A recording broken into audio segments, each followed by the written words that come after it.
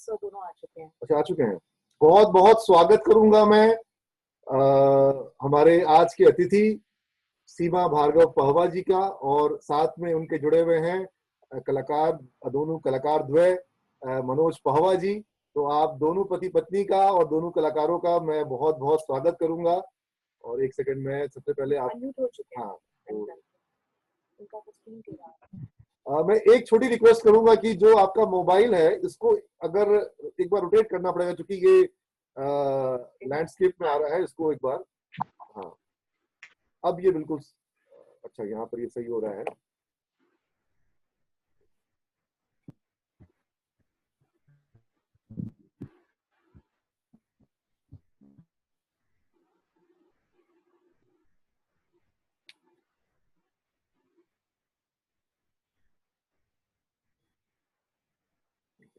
आ नहीं रहा।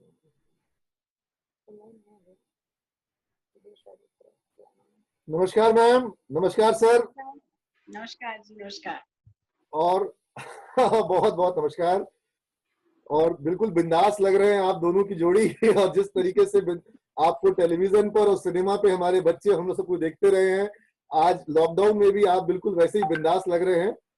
और मनोज सर, आप ऑन स्क्रीन जितना क्यूट लगते हैं, आप अभी भी उतने ही क्यूट लग रहे हैं। मन कर रहा है कि आपका गाल ऐसे ऐसे खींच दें। नमस्कार मनोज जी और सीमा जी, आप दोनों को नमस्कार। मैं डॉक्टर रत्ना पुरकायस्ता। मुझे सबसे अच्छा लग रहा है कल जब उन्होंने, नीरज जी ने कहा कि आप दोनों आ रहे हैं जी।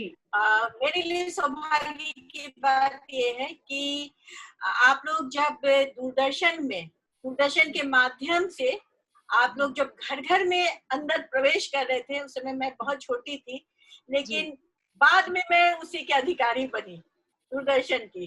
तो मेरे लिए सौभाग्य की बात है कि मैं आज आप लोग का दर्शन कर रही हूँ, दोनों जने। रत्ना जी पटना दूरदर्शन में लगातार इंटरव्यूज और कई सारे कार्यक्रमों को आयोजित करती रही हैं। तो अभी वो चेन्नई में थी, लेकिन मैंने उनको रिक्वेस्ट किया कि चूंकि हमारे बीच ये दो अजीम शख्सियत रहेंगी, तो आप आ जाएंगी तो उनके से बातचीत करने में जो एक संवाद होगा उसमें हमें और खुशी होगी। तो वो हमारे रिक्वेस्ट पे आपके इंटरव्यू, और वो भी आपकी फैन रही है, चूंकि आपको लगातार फॉलो किया है सीरियल्स में और उसके अलावा बाद फिल्मों में। तो हम आज के इस कार्यक्रम के सूत्रधार के रूप में रत्ना पुरकायस्थ जो है वो आपके सामने प्रश्नों को रखेंगी। और सबसे अधिक मैं चाहूंगा कि जो छात्र हमारे पास जुड़े हैं यहाँ पर, क्योंकि मुझे पता है कि आप भी जो यहाँ इस लॉकडाउन की बेला में जो इस माध्यम से जुड़ने का जो आपका भी जो मन में एक मोह था, वो ये है कि जो नई पीढ़ी हमारी बीच है। और अब हम खास तौर पे बात करें कि ये मुझे एक अच्छा भी लगता है कि जो मुंबई बम्बई फिल्म इंडस्ट्री है, वो अब बिहार जैसी जगहों को और छोटे बेगूसराय और बलिया जैसे जगहों को भी वो वजन दे रही है। बरेली की बर्फी में तो खुद मैम ने काम किया। और आप लोगों का जो एक जिस तरह के सिनेमा से आप अपने आप को अभिव्यक्त करते हैं, उस सिनेमा में छोटे कस्बों को, छोटे शहरों को बहुत उसको तवज्जो दी जा रही है, बहुत महत्व दिया जा रहा है। तो हम तो भाई, हमारे पास तो जो छात्र हैं और जो हम लोग छोटे शहरों के बच्चे हमारे जुड़े हैं यहाँ पर, और आप बड़े शहर में आज छोटे शहरों की भूमिकाओं को निभा रहे हैं, तो हमको लगता है कि बच्चों को बड़ा अच्छा लग रहा है कि जब वो अपने गांव में, अपने जिले में, अपने घरों में बंद हैं, तो मुंबई से उनके कलाकार उनसे मिलने उनके घर आ जा रहे हैं। तो लॉकडाउन में जब हम लोग एक दूसरे से दूरी महसूस कर रहे थे, वहां इस तरह के मतलब वेब आयोजनों से ही सही, लेकिन एक मिलने जुलने की, एक अपनेपन की भावना महसूस हो रही है। और बड़ा खुशी हो रहा है, बड़ा अच्छा लग रहा है कि मनोज जी एक्चुअल में हमारे साथ हैं, सीमा मैम एक्चुअल में हमारे साथ हैं। यह भावना सभी बच्चों के मन में आ रही है। जितने भी छात्र जुड़े हैं, अगर उनको ये ऐसी बात लग रही हो, उनको खुशी लग रही हो, तो वो एक बार थम्स अप का साइन सब लोग बनाएंगे, ताकि मैसेज जो है वो सर और मैम तक भी पहुंचेगा।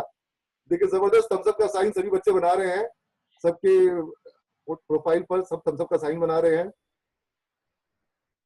और जितने जितने लोग जितने भी छात्रों को बरेली वाली बर्फी में सीमा मैम का वो ठुमका लगाना याद हो, वो एक बार उसके लिए अलग से थम्स अप का साइन बनाएंगे।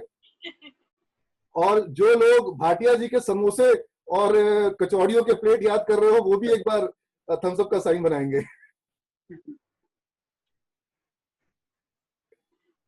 जबरदस्त, बहुत शुक्रिया आप लोगों का। जो लोग भी हमें पसंद कर रहे हैं, और आप लोगों के पसंद होने की वजह से ही हम इंडस्ट्री में काम कर पा रहे हैं। तो थैंक यू सो मच।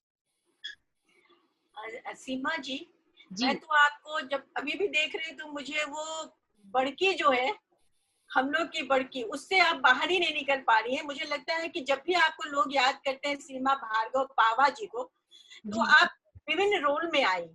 बच्चे जो इमेज के यहाँ जुड़े हुए हैं, आप लोग के ये जनरेशन की, पहले की जनरेशन की मैं बात कर रही हूँ, कि जिस समय सोशल मीडिया नहीं था, जिस समय प्राइवेट चैनल्स नहीं था, सिर्फ आकाशवाणी और दूरदर्शन हुआ करता था। और बस 82 में ये यहाँ पे क्या बोलते हैं, इंडिया में वो ये ओलंपियाड हुआ था ना।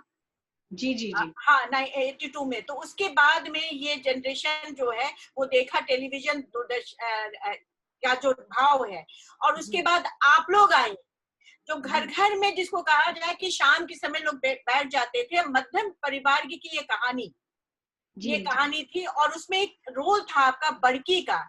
आप उसे बताइए, आज के संदर्भ में जब हमारा परिवार बिखर रहा है, और बिखरते हुए परिवार की जो एक त्रासदी है, आज हम देख रहे हैं कि सब लोग गांव की ओर लौट रहे हैं। हमारे जो मजदूर हैं, या मजदूर तो मैं नहीं कहूंगी, उनको कारीगर मैं कहूंगी, कि वो निर्माता है, वो हमारे निर्माता है। आज उनकी स्थिति बहुत खराब है, तो वो लौट के आ रहे हैं। तो एक भूमिका लग रही है कि परिवार की भूमिका आप बहुत अच्छे से इसे एक्सप्लेन कर पाएंगे। अब मनोज जी भी बैठे हुए हैं, आप लोग दोनों पति पत्नी परिवार के साथ हैं, ये हमारे बच्चों को बताएं परिवार की भूमिका क्या होती है।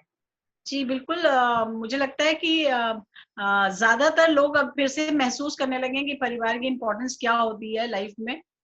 हुआ क्या था कि कुछ साल पहले हमारी ही जनरेशन ने ये कोशिश की थी कि हम अलग होके अपनी अपनी जिंदगियां बिताएंगे। एक फैमिली होगी जिसमें हस्बैंड वाइफ और उसके 2 बच्चे होंगे, बस। जॉइंट फैमिली से हम लोग अलग होने की कोशिश करते रहे और हो गए, और ज्यादातर लोग हो गए। और उसका प्रभाव जो है वो आज की जनरेशन पे बहुत ज्यादा है, क्योंकि उन्होंने वो जॉइंट फैमिली देखी नहीं है। लेकिन फिर दोबारा से जैसा कि आपने कहा कि ऐसी कुछ फिल्में भी बनने लगी हैं जिनमें दोबारा से एक फैमिली ड्रामा फिर से लोगों तक पहुंचाया जा रहा है, जिसमें आपने बरेली की बर्फी का जिक्र किया, या शुभ मंगल सावधान जैसी फिल्में हैं, या और भी बहुत सारी ऐसी फिल्में बन रही हैं जिसमें फिर से फैमिली की इम्पोर्टेंस को दिखाया जा रहा है। और आज जिस हिसाब से हम चल रहे हैं, जो आज हमारे सामने कंडीशन है, जहाँ मजदूर लोग बेचारे परेशान हैं, कारीगर परेशान हैं, और वो अपने अपने घरों को लौट रहे हैं, तो घरों को लौटना ही अपने आप में ये हमें दिखाई देता है या समझ आता है कि कितना इम्पोर्टेंट है। हम कहीं भी काम करें, कहीं भी करें, जहाँ भी हमारे ऊपर कोई मुसीबत आती है, जहाँ भी हमारे दिमाग में कोई भी परेशानी घूमती है, हमें सबसे पहले अपने घर का सपोर्ट चाहिए होता है। हमें चाहिए, चाहे हम वहाँ पर रूखी सूखी खाएं, पर हमारे लिए घर बहुत इंपॉर्टेंट होता है, क्योंकि वहां जाके आप अपने सारे सुख दुख सब कुछ आप कह सकते हैं।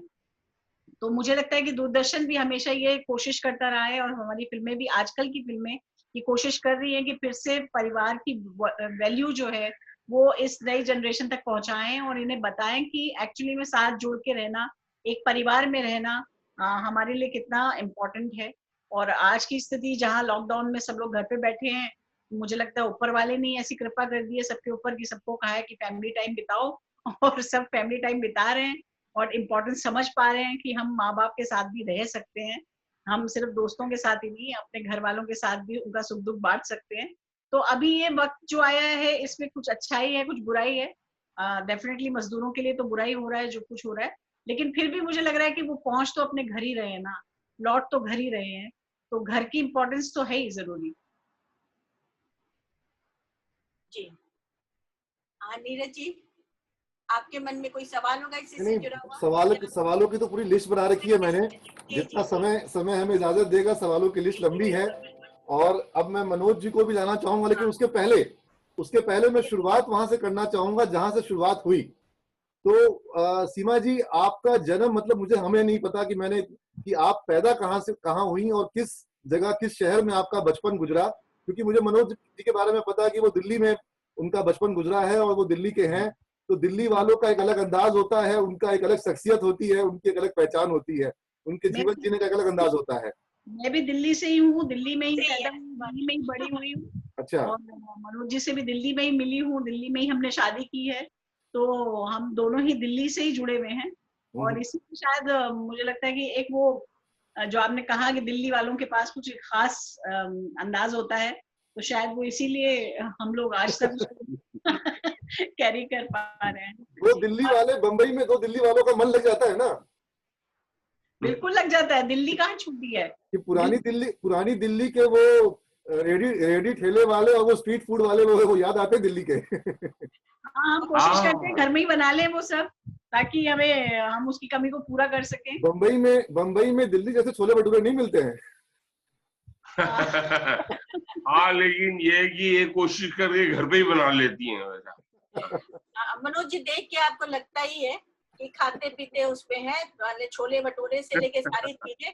और मुझे है जहाँ तक जानकारी है कि आप और सीमा जी दोनों आप हम लोग से ही आप लोग शुरुआत किए हैं टीवी सीरियल में, और उसके बाद आप फिल्मों में गए और ये भी फिल्मों में आई। सीमा जी का है कि वो रंगमंच से भी जुड़ी, आपने रंगमंच भी देखा, आप टेलीविजन पे देख रही है और फिल्मों को देख रही है। बाबा साहब, आपसे भी मैं जानना चाहूंगी कि आप लोग दोनों सेम विधा के हैं, इसको आप कैसे देखते हैं? रंगमंच बहुत कठिन है या फिल्म कठिन है या फिर टेलीविजन कठिन है, या तीनों में क्या तारतम्य है? ये जरा हमारे बच्चों को बताइए, क्योंकि हमारे बच्चे जो है कुछ मैनेजमेंट कर रहे हैं, कुछ मास कम्युनिकेशन कर रहे हैं, एक नई दुनिया में प्रवेश करेंगे और उस दुनिया को बहुत ख्वाब की दुनिया कहते हैं। अभी सपना बुन रहे हैं, हकीकत में जब आएंगे तो कुछ और होगा। तो उनको जरा बताइए आप लोग विस्तार से। देखिए, मेरा ऐसा मानना है कि हम इसको अगर 3 या 4 विभागों में बांट लें, तो पहला भाग हमारा आता है स्कूल का। जैसा हर बच्चा स्कूल में पढ़ता है, मुझे लगता है स्कूल को अगर हम कंपेयर करें थिएटर से, कि जिस तरह से ट्रेनिंग ली जाती है, जिस तरह से शिक्षा प्राप्त की जाती है, वैसे ही हम जब थिएटर करते हैं तो हम एक्टिंग की शिक्षा को प्राप्त करते हैं वहां से। उसके बाद हम कॉलेज में चले जाते हैं। कॉलेज में जाते हैं जहां पर हम बहुत सारी और नई चीजों को एक्सप्लोर करते हैं। वो हमारा टेलीविजन है, जहां पर हम जाके चीजों को समझना शुरू करते हैं कि अच्छा, ये स्कूल तो बहुत सुरक्षित था, स्कूल तो बहुत कम लोगों में सुरक्षित था, लेकिन अब हमारा कैनवस बड़ा हो गया है। उसके बाद कॉलेज के बाद हम कमर्शियली काम करना शुरू करते हैं, जहां हमें और बड़ा कैनवस मिलता है, वो हमारा सिनेमा है। तो अगर हम मेहनत को भी ले लें तो जैसे एक एक फील्ड को हमने अपनाया, उसे समझा और उसे पार किया और दूसरी जगह पर पहुंचे हैं, ऐसे ही मुझे लगता है हर फील्ड में जो शिक्षा जरूरी है, उस शिक्षा को हम किसी भी तरह से प्राप्त कर सकते हैं। हमारी एक्टिंग की शिक्षा जो है वो हमें थिएटर से मिलती है, इसलिए जितने भी लोग हैं वो थिएटर को अभी भी बहुत इंपॉर्टेंस देते हैं। मैम, आपका स्कूल तो आज तक छूटा नहीं जी। आपका स्कूल तो आज तक छूटा नहीं। हमारा स्कूल छूटेगा भी नहीं, हम छोड़ना ही नहीं चाहते। और हम सबसे यही कहना चाहते हैं, स्टूडेंट से भी यही कहना चाहते हैं कि स्कूल नहीं छोड़ना चाहिए। आपकी ट्रेनिंग, चाहे आप MBBS करें, चाहे आप डॉक्टर बने, चाहे आप इंजीनियर बने, आपकी जो पढ़ाई है वो किसी भी दर्जे से छूटनी नहीं चाहिए। हमेशा लर्निंग प्रोसेस रहना चाहिए। ये नहीं कि मैंने एक डिप्लोमा कर लिया, अब मैंने नौकरी कर ली तो अब मुझे उसकी जरूरत नहीं है। नहीं, उसकी जरूरत तब भी है। बार बार ढूंढिए, बार बार खोजिए, जो आपने पढ़ा है उसी में से सब कुछ मिलेगा आपको। मैं यहाँ पर ये बताना चाहूंगा, जैसे कि हमारे कॉलेज में भी छात्रों का अपना थिएटर क्लब है, और विनीत कुमार जी जो हैं उन्होंने उस थिएटर क्लब की तरह से शुरुआत की थी हमारे यहाँ पर कॉलेज में, और उन्होंने थिएटर वर्कशॉप भी किया था। और कई बच्चे जो हैं वो उस वर्कशॉप से जुड़ गए। बाद में उन्होंने पटना में नाटक, जो पटना में थिएटर जो कालिदास रंगाले वगैरह है, वहां पर उन्होंने नाटक वगैरह किया बच्चों ने। और हमारे बच्चों के नाटक जो है वो काफी मुकम्मल भी हुए, उन्हें कई प्रतियोगिताओं वगैरह में पुरस्कार वगैरह भी मिले। और अभी भी जो हमारे यहाँ पे छात्र हैं, इनमें कई छात्र ऐसे हैं जिनको कि नाटक में, थिएटर में उनको बहुत आनंद मिलता है।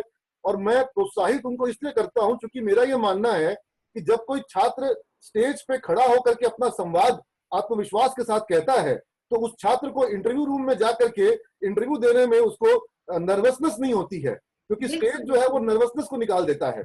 और मनोज जी भी जो है वो उतना ही थिएटर की दुनिया से जुड़े हुए हैं जितना सीमा मैम जुड़ी हुई हैं। और सीमा मैम के संग एक और खास बात यह कि वो समय निकाल करके नई प्रतिभाओं को उभारने के लिए उनको ट्रेनिंग भी देती है, और बच्चों को, नए युवा कलाकारों को वो थिएटर की, रंगमंच की, अभिनय की वो बारीकियों को भी समझाती हैं। और हमारे साथ आज ऐसे कई बच्चे भी जुड़े हुए हैं। एक बच्चे को मैं देख रहा हूँ, वो लगातार अपना हैंड को रेस कर रहा है, विक्रम विकी जो है वो, और वो कई सारे, एक आपने 3 विधाओं की बात की मैम, आपने थिएटर की बात की, टेलीविजन की बात की, आपने बात की सिनेमा की, एक चौथी एक्सट्रीम निकल के आई है, मनोज सर ध्यान दीजिएगा, जो कि इंटरनेट की दुनिया ने, आज बच्चे जो हैं वो वीडियोस बना रहे हैं और अपने काम को, अपने मैसेज को वो अपने छोटे छोटे वीडियोस के माध्यम से वो यूट्यूब पर और अलग अलग माध्यमों से उसको वो जनता के बीच ले जा रहे हैं, और उसके माध्यम से भी लोगों तक मनोरंजन भी पहुंच रहा है, संदेश भी पहुंच रहा है, और अभिव्यक्ति का भी एक माध्यम, सशक्त माध्यम बन रहा है। लोग वहां पर छोटे छोटे क्लिप्स बना रहे हैं, कुछ अपने एपिसोड्स बना रहे हैं, कुछ वेब सीरीज ला रहे हैं। फिर ये ओटीटी का प्लेटफॉर्म आप देख रहे हैं कि कितना महत्वपूर्ण हो गया है। हो सकता है आने वाले दौर में, इनफैक्ट कल मैं सारे ओटीटी प्लेटफॉर्म में आपकी पिक्चर जो थी रामचंद्र की 13वीं, उसको मैं खोज रहा था कि किस ओटीटी प्लेटफॉर्म पे वो कहीं मिल जाए, मैं देख लूं उसको, लेकिन वो मिल नहीं पाई, उसके बारे में हम लोग बात करेंगे। तो ये जो चौथा विधा है, और जो बच्चों की जो एक हमारे यहाँ पर कुछ बच्चे जो हैं उस पर जो काम कर रहे हैं, उसको अगर आप एक स्टूडेंट के रूप में देखते हुए बताएंगे तो क्या बताएंगी? और इस चौथा जो एक्सट्रीम निकल के आया है, जो अभिव्यक्ति का जो माध्यम निकल के आया है, और जो डेमोक्रेटिक भी है, क्योंकि अगर आपको एक सीरियल किसी चैनल पर चलाना है तो वो बहुत मुश्किल काम है, लेकिन अगर आपको यूट्यूब पर अपना कोई वीडियो बना के डालना है तो वो डेमोक्रेटिक है, वहां कोई भी कर सकता है, वो दुनिया खुली है। मुझे लगता है कि ये जब भी टेक्नोलॉजी आगे बढ़ती है ना, उसका सही उपयोग आना बहुत जरूरी है। ये अभी जैसे हम देखते हैं कि अभी डिजिटल में सब लोग वो टिकटॉक और ऐसी चीजों के पीछे भाग रहे हैं। मुझे लगता है वो तो ठीक है, एंटरटेनमेंट का एक साधन है, आपको भी हक बनता है, आप भी अपने वीडियो बना के डालिए, जो भी करिए। मगर इतनी अच्छी बात हो गई है कि जो इतनी बड़ी दूरी थी, जो हमारी इतना इतना लंबा डिस्टेंस था कि उसको पार करना इतना मुश्किल हो गया था, ये डिजिटल के माध्यम से हम कितने अपने कमरे में आ गए हैं, अपनी अपनी जेब में आ गए हैं हम, कि हम दुनिया की नॉलेज अपने पास रख सकते हैं। तो मुझे लगता है स्टूडेंट्स को इससे बड़ा फायदा तो कोई हो ही नहीं सकता जो डिजिटल उन्हें फायदा पहुंचा रहा है। लेकिन फिर भी मैं कहूंगी कि डिजिटल होने के बावजूद भी, या चीजें इतनी आसान होने के बावजूद भी, आपकी मेहनत कहीं कम नहीं होनी चाहिए। उसके लिए आपके जो पुराने फॉर्मूले हैं, जैसे कि हम भी मानते हैं कि आज इतना कट करके भी ऑडिशंस दे सकते हैं, आप कट करके सीन कर सकते हैं, मगर फिर भी हम पूरा सीन याद करने की कोशिश करते हैं। वो मेरा कहना है कि आज के स्टूडेंट्स को वो नहीं भूलना चाहिए कि आपका बेसिक कहीं छूट ना जाए। इस डिजिटल और इतनी शॉर्ट मेमोरी के चक्कर में आप कहीं अपनी पुरानी चीजों को ना छोड़ दें। मुझे लगता है हम पुरानी चीजों में जो भी चीजें हमारे फायदे की चीजें हैं उन्हें पकड़े रहना चाहिए। उसके बावजूद जो नई टेक्नोलॉजी आ रही है उसे हम एंजॉय कर सकते हैं, उसका हम फायदा उठा सकते हैं। बट जहां तक आपने कहा कि कुछ लोग थिएटर भी करते हैं, जहां पर उनका मनोबल बढ़ता है, जहां वो ऑडियंस को फेस करते हैं, जहां उनका कॉन्फिडेंस बढ़ता है, मुझे लगता है ये एक बहुत बड़ा रीजन है कि वो आज भी जिंदा है, आगे भी जिंदा रहेगा। क्योंकि जब तक आप अपना सेल्फ कॉन्फिडेंस खुद से नहीं लेंगे, एक देखिए, एक मोबाइल है, उसमें सारी नॉलेज है, लेकिन आपके पास क्या है? आप उसके थ्रू बटन दबा के सब कुछ लेना चाहते हैं, लेकिन आपके पास क्या है? तो मुझे लगता है हमें अपने आप को भी उतना ही भरना जरूरी है। वो एक मूवमेंट है जहां आपको कुछ याद नहीं आया तो चलो आपने टाइप कर दिया, मगर आप उसके भरोसे हो जा रहे हैं, आप सारी चीजें इतनी डिपेंडेंट हो रहे हैं कि आप खुद कुछ करना ही नहीं चाहते। मुझे लगता है मेरी जैसे जो मैं स्टूडेंट्स के साथ जब बात करती हूँ तो मुझे यही लगता है कि ये प्रैक्टिस खत्म हो रही है उन लोगों के अंदर से। कहीं ना कहीं आप इसको इस रूप में तो नहीं देख रही हैं कि ये जो हमारे छात्र जो हैं या जो आज की जो युवा पीढ़ी है, इनका अटेंशन स्पैन जो है वो घटते जा रहा है। माने कि पहले वो पढ़ते थे, लोग साहित्य पढ़ते थे, काव्य पढ़ते थे, फिर उसके बाद इसको टेलीविजन ने और यूट्यूब ने बदला, और अब ये टिकटॉक जो आ गया है, जो कि पता नहीं 30 सेकंड का होता है कि 60 सेकंड का होता है, वहां पर वो चीजें जो है वो बिल्कुल ही गंभीरता या डेप्थ को खो दे रही है, क्योंकि गंभीरता के लिए वहां पे स्थान ही नहीं है। इसीलिए कह रही हूँ ना कि जमीन बेस होना बहुत जरूरी है। हम बेस पर छोड़ के भाग रहे हैं। हाँ, अब यहाँ पर मैं मनोज जी से उनके थिएटर के अनुभव के बारे में जानना चाहूंगा। एक बार पहले मनोज जी का जो थिएटर का अनुभव हुआ वो मुझे लगता है रामलीला से शुरू हुआ था, आप उसके बारे में बताइए मनोज सर। नहीं, वो ही इम्पोर्टेंट है कि जैसे आप डॉक्टर बनते हैं तो क्या करते हैं, एमबीबीएस का 5 साल का कोर्स करते हैं, फिर उसके बाद वो आप अप्रेंटिस लगते हैं कहीं पे, कितने साल की प्रैक्टिस लगती है। अभी एक्टिंग के लिए जो बच्चे अपना बनाना चाहते हैं करियर, उनको ये समझना चाहिए कि उसके लिए भी उतनी ही पढ़ाई की जरूरत है।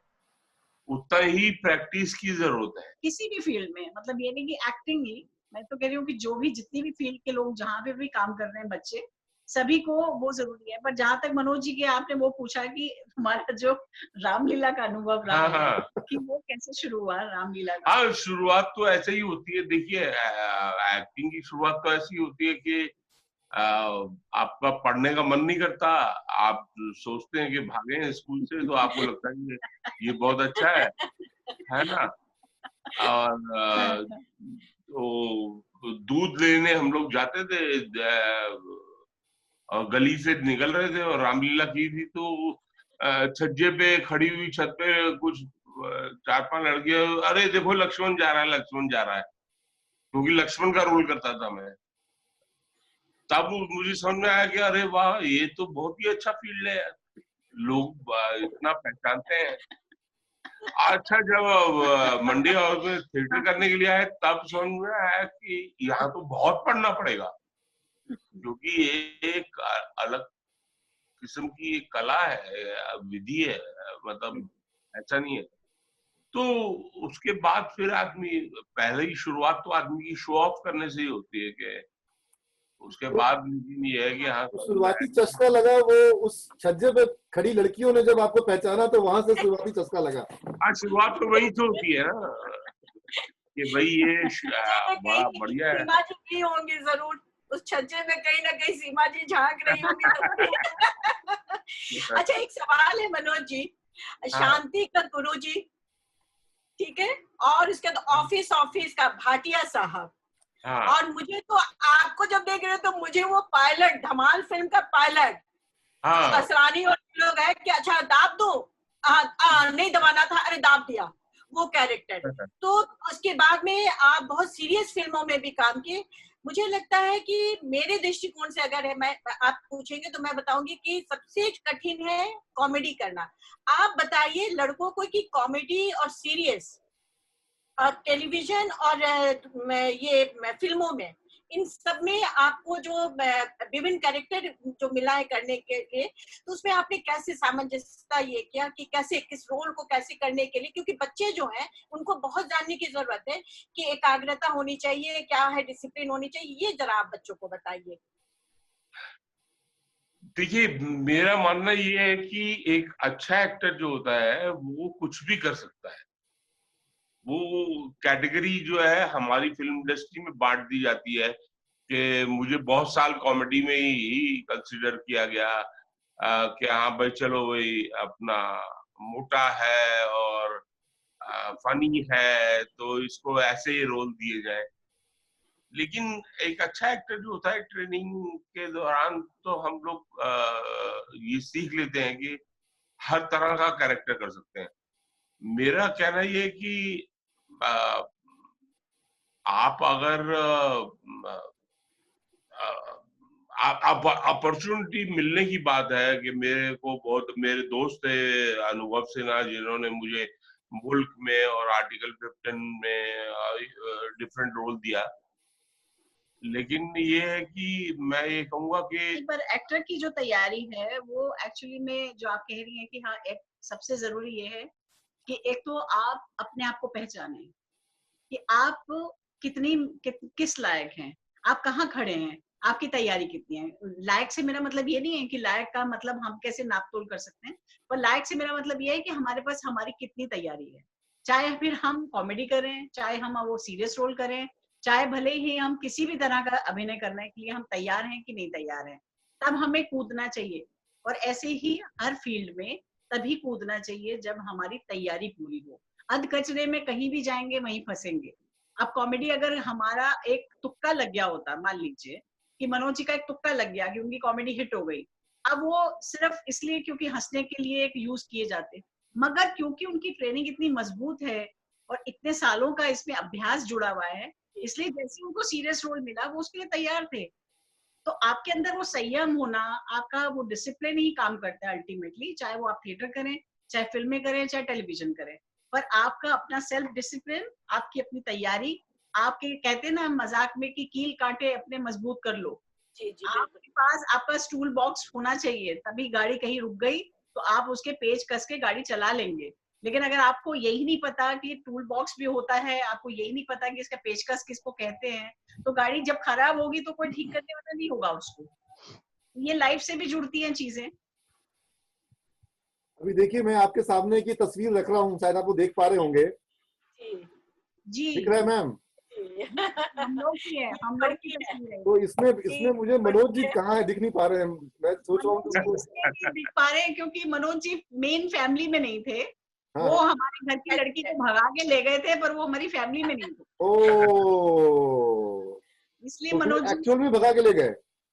हाँ, वो मछली को भगा के ले जाते हैं, तो इसलिए उसके बाद यहाँ तो सीरियल में मछली को भगाया था, रियल लाइफ में बड़की को। जी जी। अब यहाँ पे सीमा मैम जो है वो कहाँ पर है? मैं यहाँ पर हूँ, बीचम बीच में कहीं देख लेंगे आप। एक नहीं, काली ये के मैं दिखा दी हूँ, मैं उंगली डाली हूँ यहाँ पे। ये पीछे से, हाँ, ये मुंह खोली हुई है।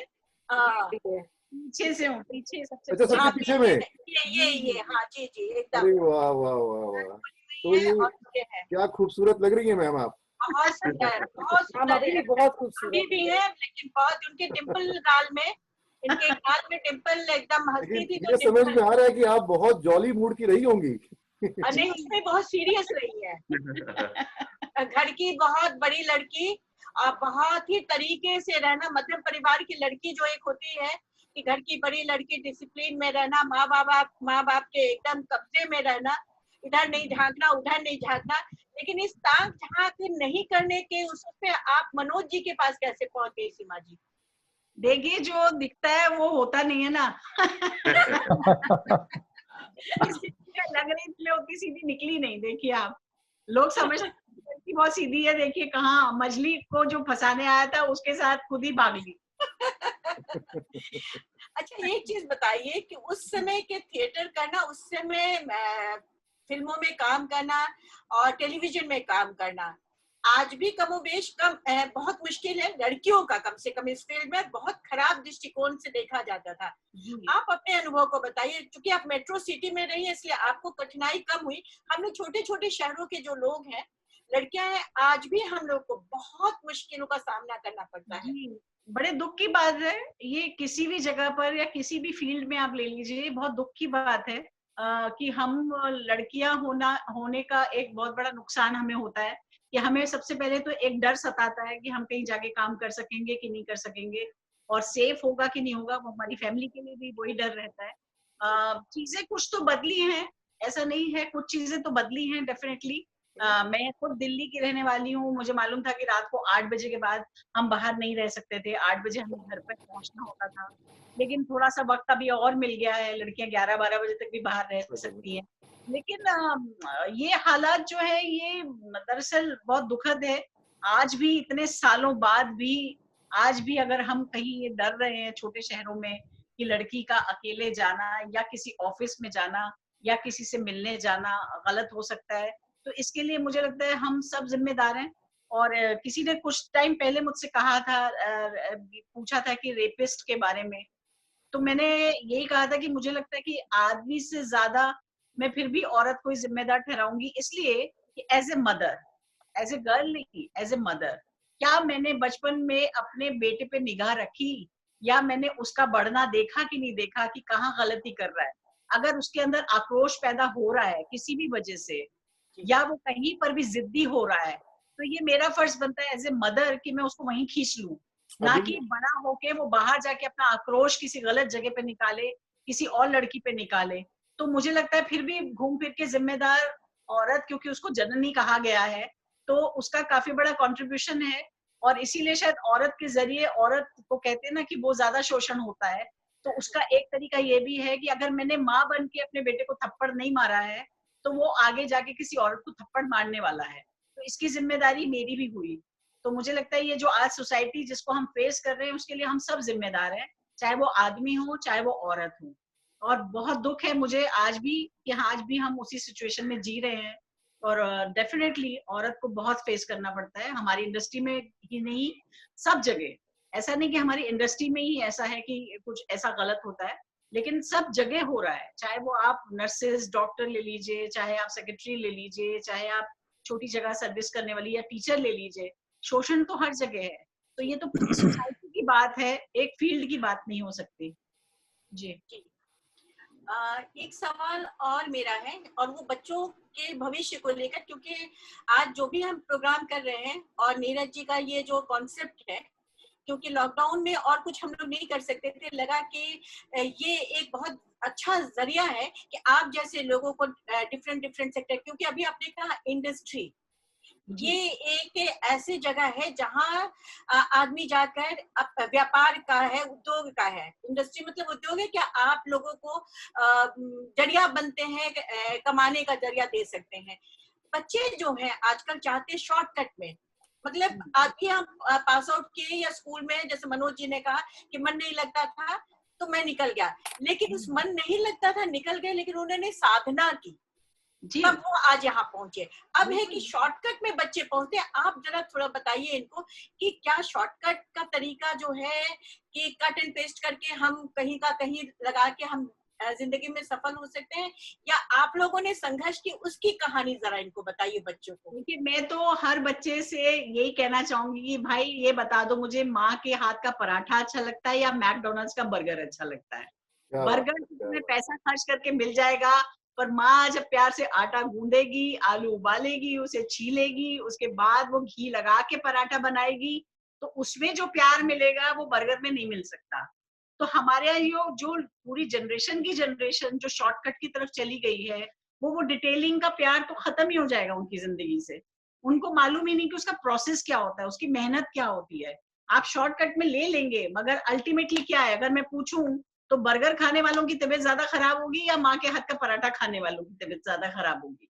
मुझे लगता है हम बर्गर के जो यूज टू हो गए हैं, जो शॉर्टकट के यूज टू हो गए हैं, वो कहीं ना कहीं हमें नुकसान पहुंचा रहा है। क्योंकि मुझे नहीं मालूम कि 2-3 नंबर को छोड़ के किसी चौथे का फोन नंबर भी आपको याद होगा आज, जबकि पहले हमारे पास पूरी लिस्ट याद होती थी। हम किसी का नंबर डायरी में नहीं लिखते थे, दिमाग में लिखते थे। तो कितना असर पड़ रहा है इन चीजों का शॉर्टकट के चक्कर में कि अरे छोड़ो ना, नंबर क्या याद रखना, मोबाइल में सब लिखा हुआ तो है, नाम लिख लेते हैं, नाम दबाएंगे तो नंबर अपने आप आ जाएगा। तो हम शॉर्टकट करते करते अभी हम अपने दिमाग को कितना कम काम दे रहे हैं। तो मैं तो एक जोक भी कहती हूँ कि डाकू अगर आए तो कहेंगे भैया उंगलियां छोड़ दियो, बाकी तुझे जो ले जाना तू ले जा। तो अगर उंगलियां कट गई तो भाई हम इस जमाने में कुछ नहीं कर पाएंगे। तो हमने कहाँ पहुंचा दिया एक्चुअली देखा जाए तो। सही बात है, सही बात है। अब कोई शॉर्टकट नहीं है।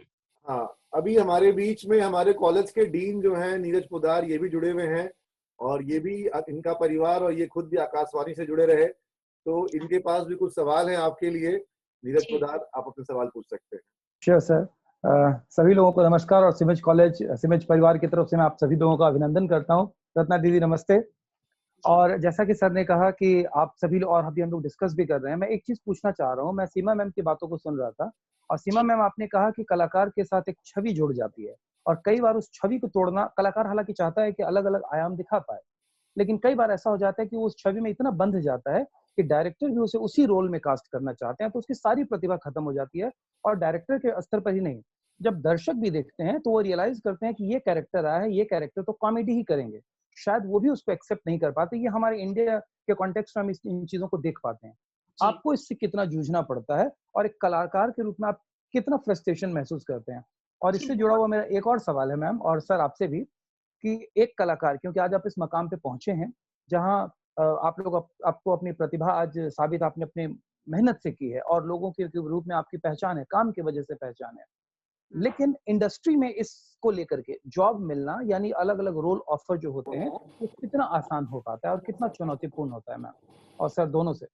बहुत मुश्किल है, आप बहुत सही कह रहे हैं, बहुत मुश्किल है। इसलिए क्योंकि ये जूझना हमें बहुत ज्यादा पड़ता है, क्योंकि हम हमेशा हमारी इंडस्ट्री में हमेशा लुक से बात करते हैं। मैं उनकी गलती नहीं बताती, क्योंकि उन्हें सामान बेचना होता है। उन्हें उन्होंने एक सामान बनाया, मतलब एक फिल्म बनाई, उसे बेचना है, तो वो बेचने के लिए वो हमेशा ऐसी सी चीजों को इकट्ठा करते हैं जो कि उन्हें गारंटी हो कि ये बिक जाएगी। वो चांस नहीं लेना चाहते, रिस्क नहीं लेना चाहते। तो उसका भुगतान एक्टर को जरूर करना पड़ता है, क्योंकि हम अंदर से जानते हैं कि हम और भी बहुत कुछ कर सकते हैं, हम करना चाहते हैं, हमारी इच्छा है, मगर कास्ट नहीं किया जाएगा और वही ऑडियंस तक पहुंच रहा है, तो ऑडियंस के दिमाग में भी यही इमेज है। अब जैसे फॉर एग्जाम्पल मनोज जी को एज ए कॉमेडियन देखते रहे, अचानक जब मुल्क आई तो लोगों को इतना बड़ा सरप्राइज हुआ कि अरे ये कैसे हो गया, ये कैसे हो गया, एक्टर तो वही है ना, एक्टर काम तो अपना वही जानता है ना, तो सरप्राइज उसको नहीं हुआ, एक्टर को कोई सरप्राइज नहीं मिला, एक्टर तो चाह रहा है, ये ऑडियंस या उसके डायरेक्टर को एक सरप्राइज मिलता है कि अरे वाह इसने तो ये काम भी कर लिया। तो ये हमारा जो है बहुत ही इंडस्ट्री का दोष कह सकते हैं इसको, कि हम पकी पकाई खाना चाहते हैं, क्योंकि जैसा कि अभी हमने थोड़ी देर पहले ही डिस्कस किया कि इंस्टेंट चीजें चाहिए, तो किसी के पास इतना वक्त नहीं है कि किसी को लेके तैयार करे, उसको रिहर्सल कराए, उसे प्रिपेयर कराए। आप मोटे दिखते हैं, आप कॉमेडी कर लीजिए, आप पतले दिखते हैं, आप बीमार का रोल कर लीजिए। तो ये तो हमें सबको भुगतना पड़ता है इंडस्ट्री में बहुत ज्यादा। तो मुल्क की जब बात की मैम आपने, तो मुल्क ऑब्वियसली मनोज सर को लोगों ने सीरियस रोल्स में कम देखा था, और मुल्क में जिस तरह से इन्होंने अभिनय किया, जिस तरह के संजीदा अभिनय इनका था, जिस तरह से दमदार भूमिका इन्होंने निभाई, ऑब्वियसली उनको देख करके, उनके काम को देख के बड़ा अच्छा लगा। लेकिन साथ ही साथ मुल्क जो है वो ऋषि कपूर के भी करियर में एक मील की पत्थर थी, एक अपने आप में बहुत ही उनका जो रोल था, जो किरदार उन्होंने जिस तरह से निभाया, वो भी अपने आप में देखना, सरप्राइज की जो बात कही तो वो भी सरप्राइजिंग था, बहुत अच्छा लगा देख करके, बहुत दमदार अभिनय उनका भी रहा। तो अब हम ऋषि कपूर को जब याद करते हैं तो कौन सी बातें याद आती है, मनोज सर थोड़ा आप भी बताएंगे। अरे ऋषि कपूर साहब के साथ जो अनुभव हुआ, कैमरा कमाल का था। मतलब वो बहुत ही जिंदा दिल इंसान थे, मतलब देवर कपूर। और लंच में वो मेरे को हमेशा बुला लेते थे कि मेरे साथ ही खाना खाओ, और उनका जो लंच होता था बहुत एलैबोरेट, और लखनऊ में हम लोग शूटिंग करते थे, बहुत ही कहना चाहिए जिंदा दिल इंसान थे, और बहुत ही अच्छे एक्टर, और उनके साथ काम करके बहुत मजा आया मुझे। और मुझे बहुत शौक लगा जब अचानक मुझे पता चला कि वो मुझे पता चला था हाउसफुल की कुछ शूटिंग कर रहा था, मैं हाउसफुल 4 की शूटिंग कर रहा था, कि वो हॉस्पिटल में है, यूएसए वहां चले गए। आई वाज शॉक्ड, क्योंकि वो बहुत हेल्दी थे, और तो लगातार काम कर रहे थे वो पहले तो। हाँ, लगातार काम कर रहे थे, और बहुत अच्छा उनका। अच्छा, मुल्क का जो पूरा का पूरा एक प्लॉट था, जिस तरीके से उस सिनेमा में कई सारे पर्सपेक्टिव से जो हमारे समाज में जो कुछ आज चल रहा है और जो कुछ गुजर रहा है, जिस तरीके से चीजें बदल रही है, लोगों की सोच बदल रही है, और जिस तरीके से परिस्थितियां सामने आ रही हैं, दोनों ही पक्षों को निर्देशक ने बहुत ही बैलेंस तरीके से और चीजों को बहुत ही रॉ तरीके से रखा। मतलब कि उन्होंने चीजों को ढक कर छुपा करके नहीं रखा। अगर वहां पर ऋषि कपूर संवाद में यह भी कहते हैं कि अगर पाकिस्तान के जीतने पे तुम पटाखे जलाओगे तो लोग ऐसा तुम पे कहेंगे। तो उन्होंने हर एक पक्ष को, हर एक बात को रखी गई, और मुझे लगता है कि उस सिनेमा में और जो कोर्ट के संवाद हुए, जो उसमें जो कोर्ट रूम संवाद है, वो अपने आप में समाज को भी काफी कुछ सोचने को आप देते हैं। ये एक सेंसिटिव विषय है, लेकिन मुझे लगता है कि मैं देखता हूँ, अपनी आंखों से देखता हूँ, जब मैं बच्चों को देख रहा हूँ कि वो संकीर्ण सोच के साथ धीरे धीरे समाज में एक बंटवारा देख रहे हैं।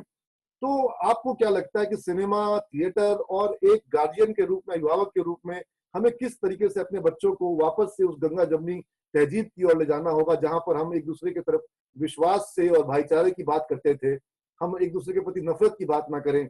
ये माहौल, ये अपनापन और प्यार हम कैसे रिस्टोर कर पाएंगे? वही खासतौर पे आप पुरानी दिल्ली में रहे हुए हैं, इसलिए मैं पूछ रहा हूँ। हाँ, नहीं, पुरानी दिल्ली में मैं रहा हुआ हूँ, और मैं जिस स्कूल में पढ़ता था वहां पे बहुत सारे मेरे दोस्त जो थे वो मुस्लिम्स थे। वो लाते थे घर पे, लंच जब खुलता था तो उनके कबाब हम खाते थे। हाँ, जामा मस्जिद आपका संबंध सबसे खाने पीने का जरूर होता है। जामा मस्जिद की जो मीनार है उस पे जाने का 25 पैसे का टिकट होता था, तो हम लोग उस पे जाके रॉकेट, कागज के रॉकेट बना के उड़ाते थे। और कभी हमें ऐसा महसूस ही नहीं हुआ कि हिंदू। जामा मस्जिद में जाकर के आपको ऐसा नहीं लगता था कि ये किसी और जगह आ गए, किसी और देश आ गए? कभी नहीं, कभी नहीं। हम बिल्कुल हक से जाते थे, हक से जाते थे और 25 रुपए का टिकट लेके ऊपर मीनार पे बैठते थे, वहां से रॉकेट छोड़ते थे कागज के बना बना के कि ये देखो वहां गया, करीम पे गया, ये वहां गया, जवाहर पे गया।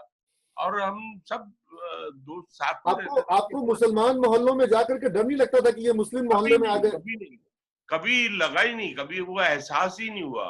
बचपन मेरा पूरा गुजरा है, क्योंकि मेरा दरियागंज के अंदर मेरे फादर का गैराज था, और जामा मस्जिद में हम लोग ऑटो पार्ट्स वगैरह लेने के लिए जाते थे। कभी लगा ही नहीं हमें। मुझसे सवाल भी पूछा था कि मुल्क के दौरान आपको कैरेक्टर करने में मैंने कहा नहीं, मैंने बचपन से माहौल देखा है। मेरे घर पे, हमारे यहाँ ईद पे इतना मटन आता था कि हमसे खाया नहीं जाता था। और दिवाली पे हमारे फादर जो है कि हमारी ड्यूटी होती थी कि ये मंसूर साहब के यहाँ मिठाई की डब्बा दे के आओ, ये हाफिज जी के यहाँ दे के आओ, ये वहां दे के आओ। तो मतलब कभी हमें महसूस ही नहीं हुआ। दिवाली की मिठाइयां मंसूर साहब के यहाँ भी जाती थी, और उनके यहाँ से ईद पे सवैयां और मटन भी आता था। और इतना आता था कि हमसे खत्म नहीं होता था, कभी हमें महसूस ही नहीं हुआ। यही भारत की संस्कृति रही है। माहौल था। तो अभी माहौल जो है, मैं सिर्फ यही कहना चाहूंगा कि जो बच्चे हैं वो अपने दिमाग का इस्तेमाल करें, वो मैनिपुलेट ना हो। ये जो भी है पॉलिटिकल एजेंडाज है, उनको थोड़ा सा समझें और अपने दिमाग से काम करें कि हम लोग हमेशा से, हमारी सभ्यता हमेशा से रही है कि हम लोग हमेशा साथ में रहे। और हिंदुस्तान तो हमारा ऐसा देश रहा है कि इसने हमेशा से स्वागत किया है हर कल्चर का, और हमारे यहाँ सारे कल्चर साथ में पनपे हैं, साथ में खेले हैं, साथ में कूदे। सही बात है। और एक सवाल इसी से जुड़ा हुआ मैं आपसे पूछूंगा, जब आपने आर्टिकल 15 करी जी, और अपने आप में वो भी एक मील का पत्थर रही, और उस सिनेमा ने लोगों को सोचने के लिए, और जो युवा पीढ़ी, मैं अक्सर छात्रों से मिलता हूँ, छात्र मुझे बड़े आराम से कहते हैं कि सर आप जो कहिए, जातिवाद मेरे यहाँ नहीं है और मैं जातिवाद से बिल्कुल ऊपर हूँ। तो मुझे किसी एक छात्र ने कहा कि सर ये बात कहने वाले अक्सर जो है वो ऊंची जाति के होते हैं, जो बिलो मतलब जो जाति जिसको छोटा कहा जाता है, जो छात्र हैं वो जातिवाद के जहर को या जातिवाद की जो प्रताड़ना होती है उसको वो आज भी सह रहे हैं। लेकिन ये जो कह पाना खुशी से कि भाई देखिए हम तो जातिवाद नहीं मानते हैं, ये अक्सर कहने वाले जो हैं वो ऊंची जाति वाले ही छात्र होते हैं। और कई बार उनको बड़ी शिकायतें भी हैं कि भाई हमारे देश में जो कई तरह के जो आर्टिकल 15 जो है वो क्यों है, और रिजर्वेशन का सिस्टम क्यों है। तो आपको उस सिनेमा को करते वक्त और जिस वृतांत को, जिस घटना को उसमें दिखाया गया है, जो कि अपने आप में सच से काफी नजदीक है, ऐसी चीजें अक्सर हमारे समाज में आज भी हो जा रही हैं। ये हमारे लिए एक बहुत ही दुर्भाग्य का विषय है। तो इस विषय को आप किस तरह से देखते हैं? कलाकार का मन किस तरह से देखता है इसको? देखिए, अगर तथ्यों को देखा जाए, फैक्ट्स को देखा जाए, तो मुझे इस फिल्म के दौरान ही पता चला, जो अनुभव सिन्हा साहब ने रिसर्च की थी, कि 70% जो पॉपुलेशन है वो नीची जाति ही है, जिसे हम नीची जाति कहते हैं। ये हमारे सोसाइटी का बनाया हुआ एक सिस्टम था, जिसमें कुछ चुने हुए ब्राह्मण या सो कॉल्ड उच्च जाति लोग, जिनको अपने नीचे गुलाम चाहिए, काम करने वाले लोग, कि कौन करेगा झाड़ू पोंछा, कौन करेगा टट्टी साफ, कौन करेगा, ये क्रिएट किया हुआ था। अदरवाइज हमने जब ये फिल्म की तो हमारा ये मानना था कि ये खत्म होना चाहिए, ये सब बराबर होना चाहिए भाई, हम सब लोगों को अपना अपना काम करना चाहिए। तो ये सोसाइटी क्रिएट की गई है और ये बनाई गई है। अदरवाइज मतलब दिस इज हॉरिबल। ये मतलब इससे बड़ा कहना चाहिए कि अत्याचार, और ये सोसाइटी के अंदर जब आप कोई नकारात्मक भूमिका करते हैं मनोज जी, तो नकारात्मक भूमिका करते वक्त आपको अपने कैरेक्टर से शिकायतें होती है क्या, किस तरह से आप कर पाते हैं उसको? नहीं होती है, हम लोग सीखते हैं, हम यही तो हमारे एक फील्ड का, एक्टिंग का, ये एक बड़ा अच्छा एक एस्पेक्ट है कि हमें जिंदगी में हर रोज सीखने को मिलता है। जब मुझे मालूम हुआ, मेरे दिमाग में मेरे घर पे काम करने वाले या घर पे जो मेरे साथ वर्कर जो काम करते हैं, उनके लिए मेरे दिल में बहुत इज्जत बढ़ गई। मैंने कहा भाई ये ऐसा नहीं है, और हमको भी इम्प्रूव करना पड़ेगा, हमको भी सीखना पड़ेगा।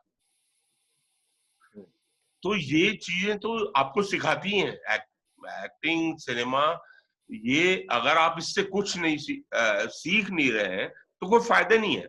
लाइक पढ़ाई है, अगर आप प्रैक्टिकल लाइफ में अपनी जिंदगी में लागू नहीं कर रहे हैं तो क्या मतलब, क्या है उस पढ़ाई का? सही बात है।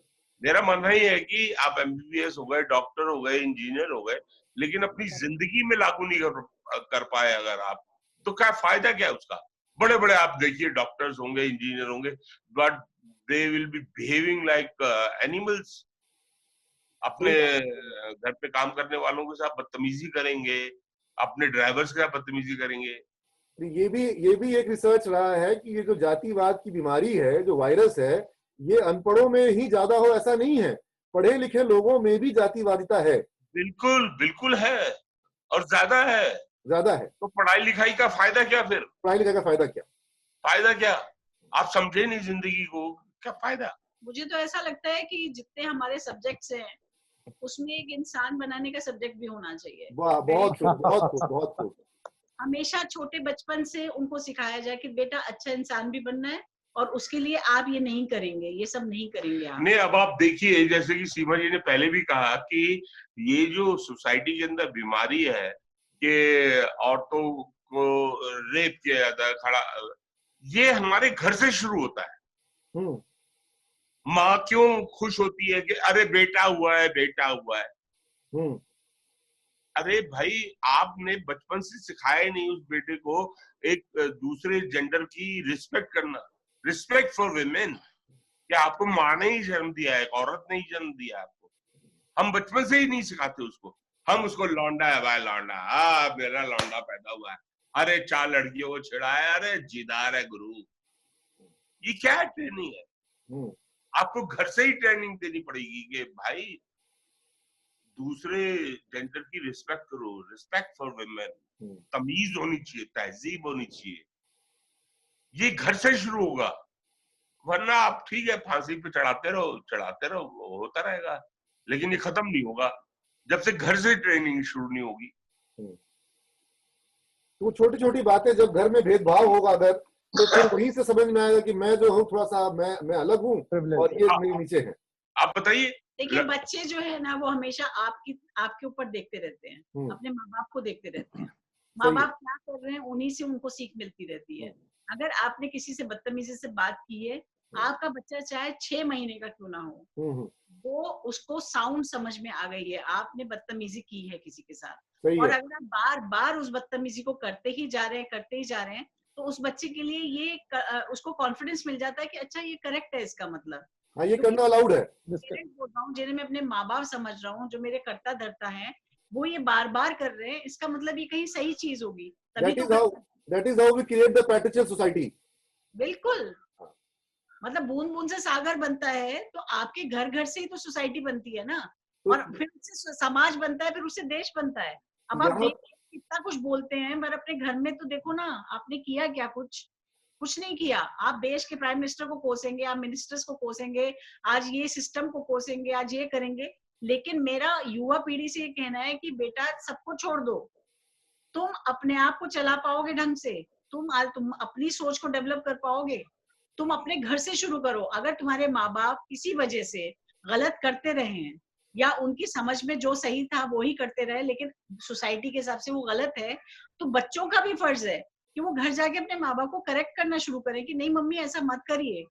वो अगर कल काम पे नहीं आई और उसका पति बीमार था, तो अब उस पर चिल्लाइए मत, उसको समझने की कोशिश कीजिए। हम रिवर्स भी कर सकते हैं, जरूरी नहीं कि हमेशा बड़ों की रिस्पॉन्सिबिलिटी होती है, बच्चों की भी रिस्पॉन्सिबिलिटी है, हमारे यूथ की भी रिस्पॉन्सिबिलिटी है कि अगर पुरानी मिस्टेक्स हो चुकी हैं हमारे पास्ट में, तो वो दोबारा से खड़े होके उन पास्ट की मिस्टेक्स के लिए हमें सॉरी फील कराएं, हमें हमारी गलतियां बताएं कि नहीं अब नहीं होगा, हम नहीं करने देंगे आपको।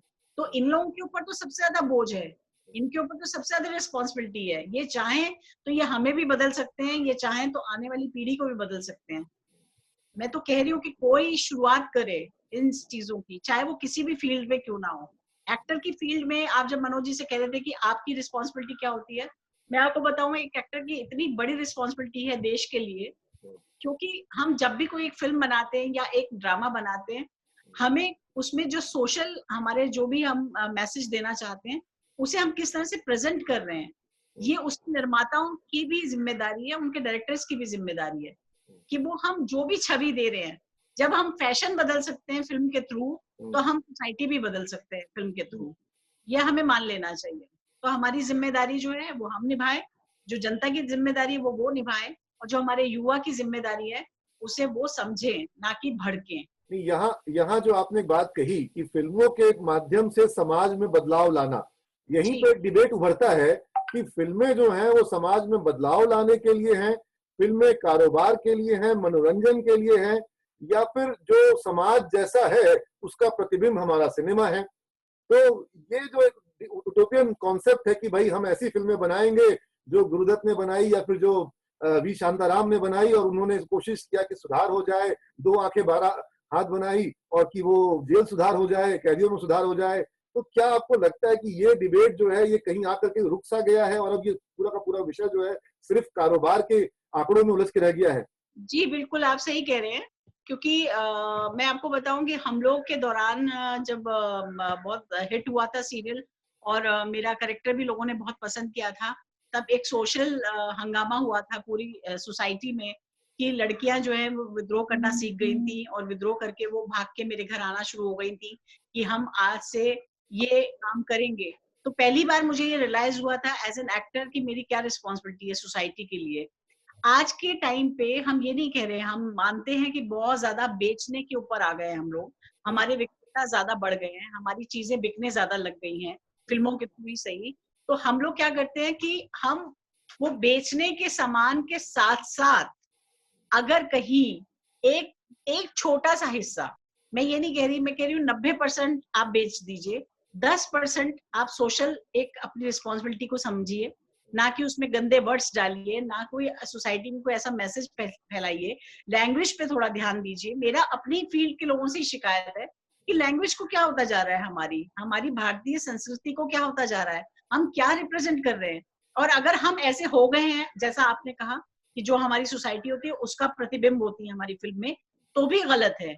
इसका मतलब फिर तो हमें और सोचना चाहिए कि हमारी फिल्में अगर ऐसी बनने लगी तो क्या हमारी सोसाइटी ऐसी है, तो फिर सोसाइटी को ठीक करने की रिस्पॉन्सिबिलिटी तो फिर हमारी बन गई। और आप एक गाली चला दीजिए, एक गाली चाहे आप डिजिटल पे चला दीजिए, चाहे आप फिल्मों में चला दीजिए, चाहे आप किसी पे चला दीजिए, वो देखिए कैसे सर्कुलेट होती है। तो जब एक गाली सर्कुलेट हो सकती है तो कोई एक अच्छा शब्द भी तो सर्कुलेट हो सकता है किसी पावर।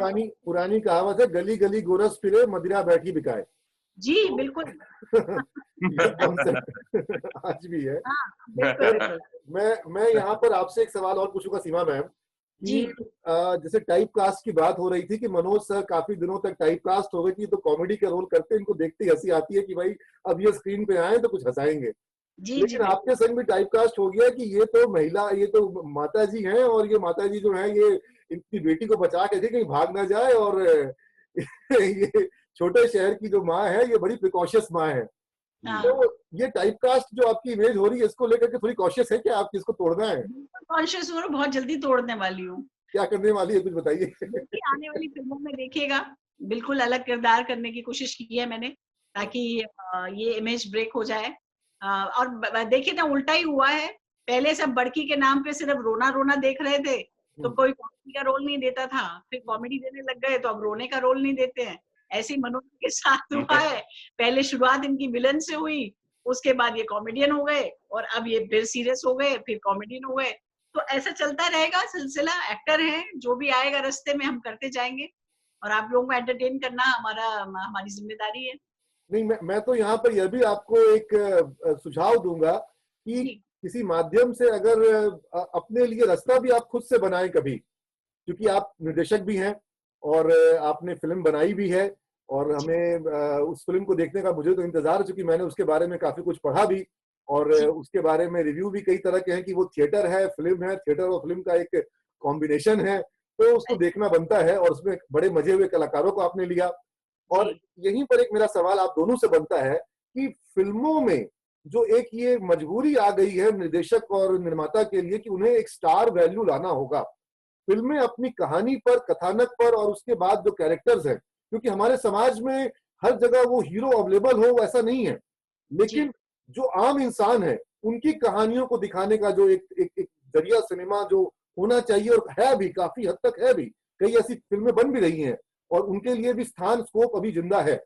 तो इस पर आपको क्या लगता है, क्या इस तरह के सिनेमा जिसमें कि स्टार की सब आम इंसान हो, जिसमें आप हो, कोई एक आम इंसान अपने आप को देख सके, जैसे इनका धारावाहिक ऑफिस था, जहाँ कोई हीरो नहीं था, जहाँ सभी लोग अपनी आम इंसान अपनी परेशानियों को लेकर के एक आम कार्यालय में जूझते थे, तो क्या आपको लगता है कि ये इसके लिए क्या किया सकता है, कैसे आप लोग कर सकती हैं? देखिए, हम लोग तो बहुत छोटा सा हिस्सा है इस इंडस्ट्री का। बहुत बड़े बड़े निर्माता लोग बैठे हैं जो इंडस्ट्री चला रहे हैं अपने बलबूते पे, अपने पैसों के बलबूते पे।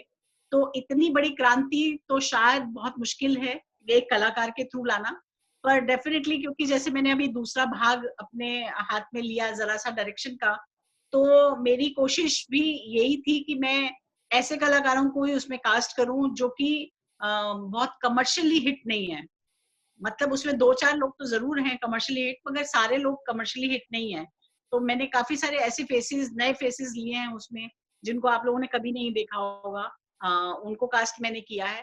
और मेरी पूरी कोशिश है कि जब भी ऐसा मौका मिले नए लोगों के साथ काम किया जाए ताकि उनकी प्रतिभा सामने आए। मगर जहां तक वो सवाल है आपका कि कमर्शियल चीजों को लेके अगर हम सोचते हैं तो हमें एक फेस या 2 फेस अट्रैक्ट करने के लिए चाहिए होता है। उसका एग्जाम्पल शायद आपके लिए थोड़ा रूड हो जाए, लेकिन अगर आज की क्लास कोई मिस्टर शर्मा और मिसेस शर्मा ले रहे होते तो शायद इसलिए स्टूडेंट्स इकट्ठे नहीं होते। मैं और मनोज जी हैं, इसीलिए वो स्टूडेंट्स यहाँ पर इकट्ठे हुए हैं। तो हमें एक जरिया बनाना पड़ता है लोगों को अट्रैक्ट करने के लिए। उसके लिए हम एक आध लोगों को लेके और फिर जमघट लगाएं उन लोगों का जिनसे आप परिचित नहीं है। तो ये बैलेंस तो फिर भी किया जा सकता है, मगर बिल्कुल नए लोगों को बनाने में निर्माताओं का काफी बड़ा रिस्क रहता है कि लोग पता नहीं देखने आएंगे कि नहीं देखने आएंगे। तो कोई चेहरा ले लो जिसकी वजह से लोग देखने आए, फिर अच्छी फिल्म लगी तो दोबारा आएंगे देखने के लिए। इसी कारोबारी गणित में जो अभी बदलाव आ रहा है, अब जब ये बड़े पर्दे से उतर करके ये सिनेमा का कारोबार मोबाइल के स्क्रीन पर शिफ्ट करेगा और ओटीटी के प्लेटफॉर्म के रेवेन्यू मॉडल्स निकल के आ रहे हैं, इसका क्या आप एक्स्ट्रापोलेट कर पाती हैं? किस तरीके से, मनोज जी भी बता पाएंगे कि किस तरीके से ये कारोबार बदलता हुआ दिख रहा है आपको? क्या छोटे बजट के लिए ये संभावना का दौर दिख रहा है आपको?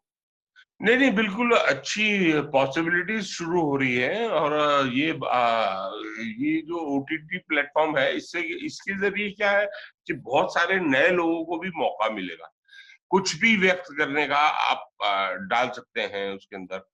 और मुझे लगता है कि अभी जैसे बहुत सारी फिल्में, अभी कुछ फिल्में जो थिएटर पे रिलीज होने वाली थी, लेकिन वो अब ओटीटी पे रिलीज हो रही है। जैसे वो बच्चन साहब की फिल्म है, क्या नाम है गुलाबो सिताबो, वो सब उस पे हो रही है। मुझे लगता है कि इट इज गुड, अच्छा है।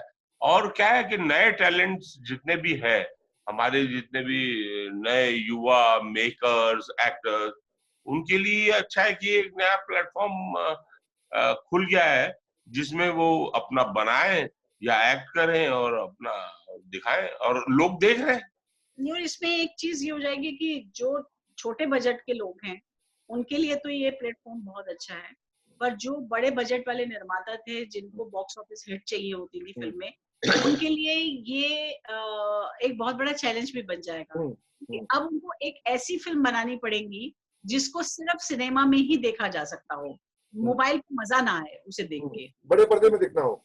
हाँ, तो वो कैटेगराइज हो जाएगा, जैसे कि है स्पेक्टेकुलर लाइक स्टार वॉर्स या वो गैलेक्सी ऑफ स्टार्स, ऐसा ही सिनेमा है जो आपको लगता है कि भाई मजा नहीं आएगा, वो सिनेमा पे देखना है, 3D में देखना है, 4D में देखना है, वो आप देखेंगे।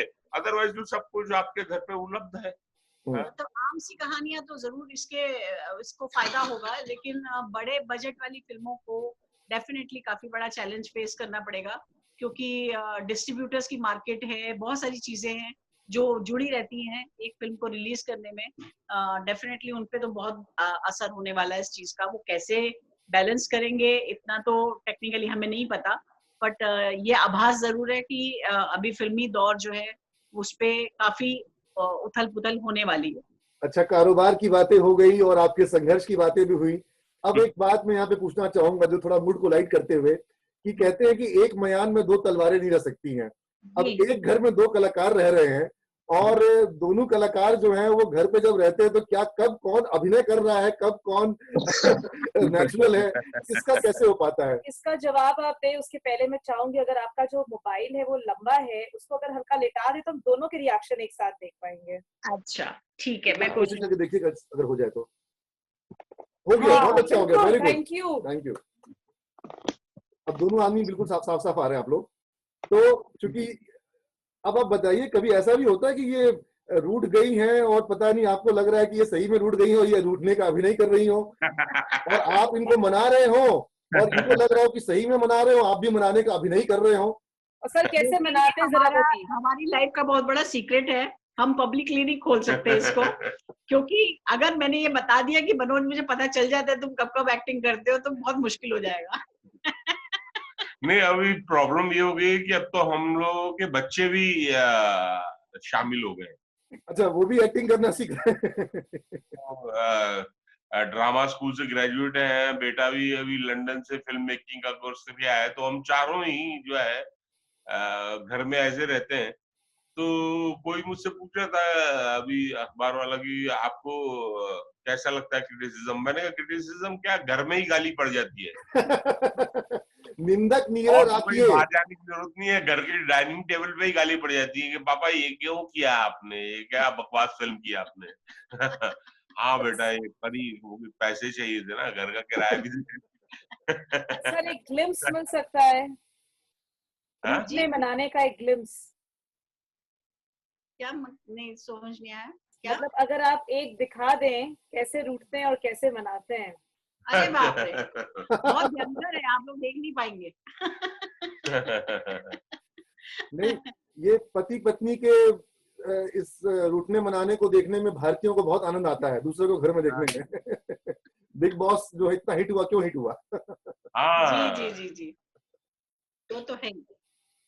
तो मैं चाहूंगा कि मैं बच्चों के भी सवाल दूं, क्योंकि हाँ, जो बच्चे सवाल पूछना चाहते हैं वो एक बार हाथ खड़ा करें, क्योंकि हम लोग अब इस कार्यक्रम के अंतिम पड़ाव पे आ रहे हैं। जो बच्चे हैंड रेस करेंगे उनके माइक को हम लोग ऑन करेंगे ताकि उनके सवाल सीधे सर और मैम जवाब दे सकें।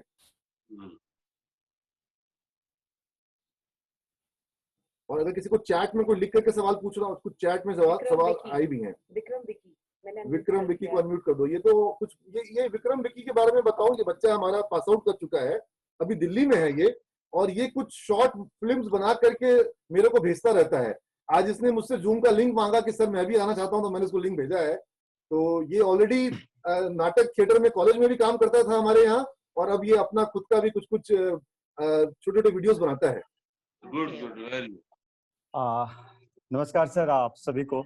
नमस्कार नमस्कार बेटा। सर आप लोगों के बहुत सारे मैंने फिल्में देखी है सर। मतलब बता नहीं सकता हूँ सर। रिसेंटली मैम का जो मैंने है लास्ट वीकेंड पे मैंने संडे पे देखा था, आंखों देखी देखा था मैम आपका। और सर आपका रिसेंटली मैंने एक वेब सीरीज देखा था सर, जो लास्ट हंसमुख में आपने काम किया है सर। हंसमुख वेब सीरीज में काफी सही लगा था।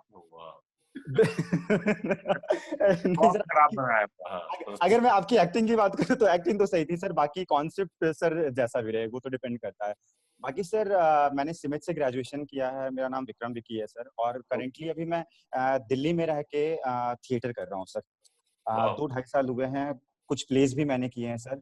सर एक सवाल आपसे ये है कि मैं एक मीन्स थिएटर आर्टिस्ट हूँ, और हाँ मैं मूव करना चाहता हूँ सर मुंबई की तरफ, और इस इंडस्ट्री में, मैं सिनेमा इंडस्ट्री में मैं भी काम करना चाहता हूँ, क्योंकि सर लाखों करोड़ों लोग हैं सर जो कि वहां पे जाके अपना घर चला रहे हैं, तो शायद मैं भी इसका एक पार्ट हो सकता हूँ सर इन फ्यूचर। तो मैं बस ये चाहूंगा सर कि आप मुझे एक बार गाइड करें कि बहुत बार ये नेगेटिविटी आती है सर मेरे अंदर कि हाँ मैं कोशिश तो कर रहा हूँ, मेहनत भी कर रहा हूँ, तो वहां पे पहुंचने के बाद क्योंकि बहुत सारे लोग हैं वो बताते हैं कि तकलीफ बहुत ज्यादा होती है, भीड़ बहुत ज्यादा है, तो इन सब चीजों से टैकल करने में मतलब कि कौन सी चीजें मुझे मतलब हेल्प करेगी सर? एक ही चीज हेल्प करेगी। Yes sir. एक ही चीज हेल्प करेगी कि अपने आप को आप इंडिस्पेंसिबल बना लो, कि यानी कि जो आप, मैंने जो फॉर्मूला अप्लाई किया था, मेरे से एक बार किसी प्रोड्यूसर ने, मेरे प्रोड्यूसर थे, उन्होंने कहा कि सर आप बुरा तो नहीं मानेंगे, हम आपका ऑडिशन लेंगे। मैंने उनको क्या जवाब दिया था? मैंने कहा आप ऑडिशन लेंगे ना मेरा, तो आप फंस जाएंगे, फिर तो आप किसी और को ले ही नहीं पाएंगे। तो I made it A point कि मैंने उनको ऐसा ऑडिशन दिया और उन्होंने मुझे ही लिया। सो मेरा जो, मैं अपने बच्चों, मेरा बेटा भी है, मेरी बेटी भी है, वो इसी फील्ड में काम, कि आप अपने काम को इतना सुंदर बना लो, और वो सुंदर बनेगा लगातार रियाज, लगातार मेहनत से, कि आपको जब कोई देखे ऑडिशन में तो उसके बाद उसको लगे कि यार ये कौन है भाई, इसको बुलाओ। Yes sir. बस ये, अगर इस पे आप काम करोगे तो कोई ताकत नहीं है कि आपको कोई रोक ले। अभी आपने देखी, आंखों देखी, उसी के बारे में मैं आपको बताती हूँ कि आंखों देखी का रजत ने ऑडिशन लिया। रजत मुझे नहीं जानते थे पर्सनली, उन्होंने कहा कि ऑडिशन ले रहे हैं, मुझे किसी से पता चला कि ऑडिशन ली जा रही है, मैंने उसका ऑडिशन दिया। रजत ने मुझे कहा कि सीमा जी मैं अभी आपको नहीं कह सकता, आपको लूंगा, पर आपका ऑडिशन अच्छा था, चलो। उसके बाद उसने 15 दिन बाद मुझे फिर फोन करके कहा कि सीमा जी मैं अभी भी ऑडिशन ले रहा हूँ, पर अभी मुझे मेरी अम्मा नहीं मिली है। मैंने कहा ओके ठीक है। 1 महीने बाद उनका फोन आया, उन्होंने कहा मैं अभी और ऑडिशंस ले रहा हूँ पर मुझे मेरी अम्मा नहीं मिली है। तो मैंने उनसे कहा मुझे क्यों बता रहे हैं बार बार, जब आप और अम्मा ढूंढ रहे हैं तो आप मुझे क्यों बता रहे हैं? क्योंकि मैं अटक ही गया हूँ, क्योंकि आपने जो ऑडिशन दिया है उसके बाद मुझे वो अम्मा ही नहीं मिल रही है। मैंने कहा क्यों नहीं? उसे मतलब पता नहीं, मुझे लग रहा है मैं और ढूंढूं, शायद मैं और ढूंढूं। कई बार डायरेक्टर्स के साथ ऐसा हो जाता है कि वो किसी एक पर्टिकुलर एक उसको लेके चल रहे होते हैं, जिसकी वजह से उनको वो फेस नहीं मिलता है, और कभी कभी ऐसा होता है कि वो फेस इमीडिएट उनको मिल जाता है। तो मनोज जी ने कहा कि अगर आप मजबूत हैं, आपका काम परफेक्ट है, तो वो घूम के कहीं ना कहीं आपके पास आएगा। तो भीड़ में तो आना ही पड़ेगा ना, भीड़ में उससे कैसे डरोगे? उससे डर जाओगे काम ही नहीं खत्म हो गया ना। तो करना तो पड़ेगा, लेकिन हाँ ये जरूर है, ये डेफिनेटली कि बॉम्बे में बहुत लोग आ चुके हैं, बहुत मेहनत कर रहे हैं, बहुत ऑडिशंस दी जा रही हैं, उसमें से आपको काम मिलना बहुत सारी चीजों पे डिपेंड करता है। एक तो आपकी खुद की तैयारी, एक आपको अपॉर्चुनिटी टाइम पे मिल जाए, एक आपकी थोड़ी सी किस्मत भी इधर से उधर हमें घुमा देती है, हमें नहीं मालूम होता है। तो लेकिन कोशिश अपनी पूरी करनी चाहिए, बाकी ऊपर वाले पे छोड़ देना चाहिए। जी मैम बिल्कुल। वैसे तुम जहाँ हो वहीं से तैयारी करो, और अगर बॉम्बे जाना है तो वहां पर अपना रोटी रोजगार का बंदोबस्त करके जाना। बिल्कुल चला बुलारी हीरो बनने सोच के चल जाता। बिल्कुल। सर एक सवाल और रहेगा सर मेरा। हाँ जी बोलिए। सर और मैम आप दोनों से है कि सर मैंने नोटिस किया है काफी टाइम से कि जैसे आप लोग टाइप कास्ट के बारे में बात कर रहे थे, तो मैं उसमें से 1-2 कैरेक्टर की बात करूंगा। 2611 में जिन्होंने कसाब का रोल किया था, आपने देखा होगा सर। और ये मोहित रैना सर जो हैं, जो कि मतलब कि काफी प्रोजेक्ट कर रहे हैं, पहले हर हर महादेव से उनको पहचान मिली, बाकी अभी बहुत सारे मतलब कि फिल्म्स में भी आ रहे हैं और वेब सीरीज में भी। तो एक चीज मैंने नोटिस की है कि सर जो भी जिनका भी करियर के जिनके भी शुरुआत होती है, अगर वो कोई भी मतलब कि कोई भी ऐसा लाइक कि टेररिज्म एक्टिविटी वाला जो होता है उसमें अगर वो लीड में उभर के आ जाते हैं, या फिर कोई भी अपना करियर डिवोशनल चीजों से स्टार्ट कर लेता है, तो बाद में उसको सर काम मिलना मतलब कि मल्टीपल वो होता है ना सर, ट्रैक्स होते हैं, तो वहां पे दिक्कत हो जाते हैं। तो इसके लिए क्या करना चाहिए अगर मान लेते हैं कि इन फ्यूचर? मैं बहुत बड़ा एग्जाम्पल हूँ बेटा आपके सामने। बड़की जिसके नाम से अभी भी आपके यहाँ पर सब लोग मुझे पुकार रहे हैं, वो इतनी बड़ी छाप बड़की की, मुझे कम से कम नहीं तो 30 साल लगी रही है मेरे साथ। वो 30 साल इसको बंद हुए हो गया, लेकिन आज भी लोग मुझे बड़की के नाम से ही बुलाते हैं, क्योंकि वो इतना स्ट्रॉन्ग एक कैरेक्टर था जो लोगों के दिमाग पे छा गया। लेकिन वो करते करते करते करते मुझे जरूर साल लगे हैं, मगर आज जिस तरह की मैं रोल कर रही हूँ वो बड़की से सिमिलर नहीं है, तो लोगों ने फिर से ना मुझे, तो ये डिपेंड करता है वही बात फिर लेके कि आपकी अपनी तैयारी कितनी है, आप अपने वो तो बेटा आपको ही अपनी लड़ाई तो लड़नी ही पड़ेगी ना, क्योंकि क्या होता है कि जैसे मुल्क के दौरान जो है डायरेक्टर साहब ने मेरे को बोला था कि भाई सब मेरी पूरी टीम मना कर रही है कि मनोज बावा को ये बिलाल का कैरेक्टर मत दो, क्योंकि he is a comedian, he is a very good actor but he is a comedian.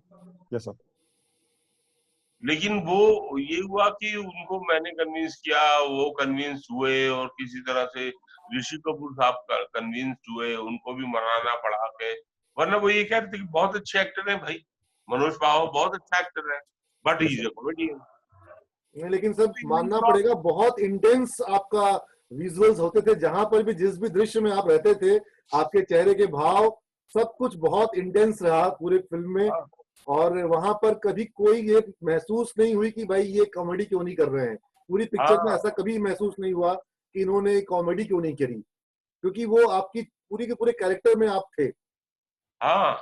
अभी यहाँ पर एक छात्र शौर्या ने सवाल डाला है, सर मैंने सुना है कि एक्टर बनने में पैसा बहुत खर्च होता है, क्या यह सही है सर?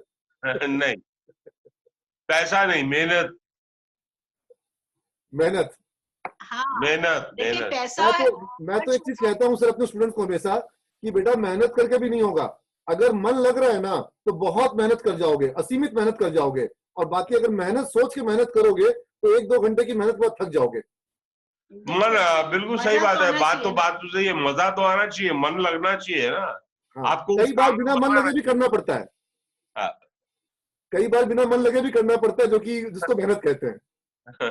कभी कभी क्लास लेने का मन नहीं कर रहा फिर भी क्लास ले रहे हैं तो वो मेहनत कर रहे हैं। आपका उस दिन रोल करने का मन नहीं कर रहा फिर भी एक्टिंग कर रहे हैं तो वो मेहनत है। लेकिन जब मजा से काम करते हैं, मजा से पढ़ाता हूँ, जब आप मजा से एक्टिंग करते हैं तो उसकी बात ही अलग होती है, फिर मेहनत नहीं होती है। सही बात, सही बात।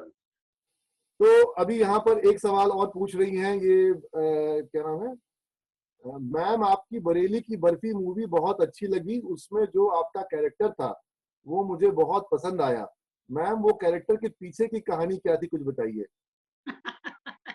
वो जो पीछे की कहानी थी वो सब आपके सामने थी कि वो औरत जो है वो एक स्कूल में पढ़ाने वाली टीचर है, इसीलिए उसकी आवाज भी थोड़ी ऊंची थी, और उसके घर में पता नहीं कहाँ से इतनी खूबसूरत लड़की पैदा हो गई शायद बाप पे गई होगी। तो जो भी था वो माँ इसी बात से दुखी थी कि ये इसका मैं करूं क्या, इतनी सुंदर लड़की मेरे घर में पैदा हो गई, अभी किसी तरह निपट जाए तो अच्छा है, जो कि हर माँ की एक टेंशन होती है। तो बस उसके पीछे की कहानी यही थी कि बस ये कहीं पैट्रिशियल सोसाइटी वाली बात आप भी तो नहीं कर रही है कि निपट जाए किसी तरीके से। हमारी बेटी फूल सी, मैं तो मेरी बेटी जितनी छोटी है उसको देख के कभी सोचता हूँ कि ये कब चल जाएगी, क्यों चली जाएगी, ये चली जाएगी तो फिर मेरा क्या होगा। बिल्कुल सही कह रहे हैं, हमारी भी बेटी है, हम भी हमेशा यही सोचते रहते हैं अगर ये चली जाएगी तो घर की रौनक ही चली जाएगी। मैम इनकी बेटी तो 1.5 साल की है, तभी ये सोचते हैं, अभी से बातें आ जाती है मन में, जब ये सोचते हैं तो आंख में आंसू आ जाता है। बेटियां होती ऐसी हैं। अरे बेटियां तो सच में। मैम उस मूवी का कोई डायलॉग सुना दीजिए, सबसे पसंदीदा डायलॉग। शरबत पी के जाना बेटा।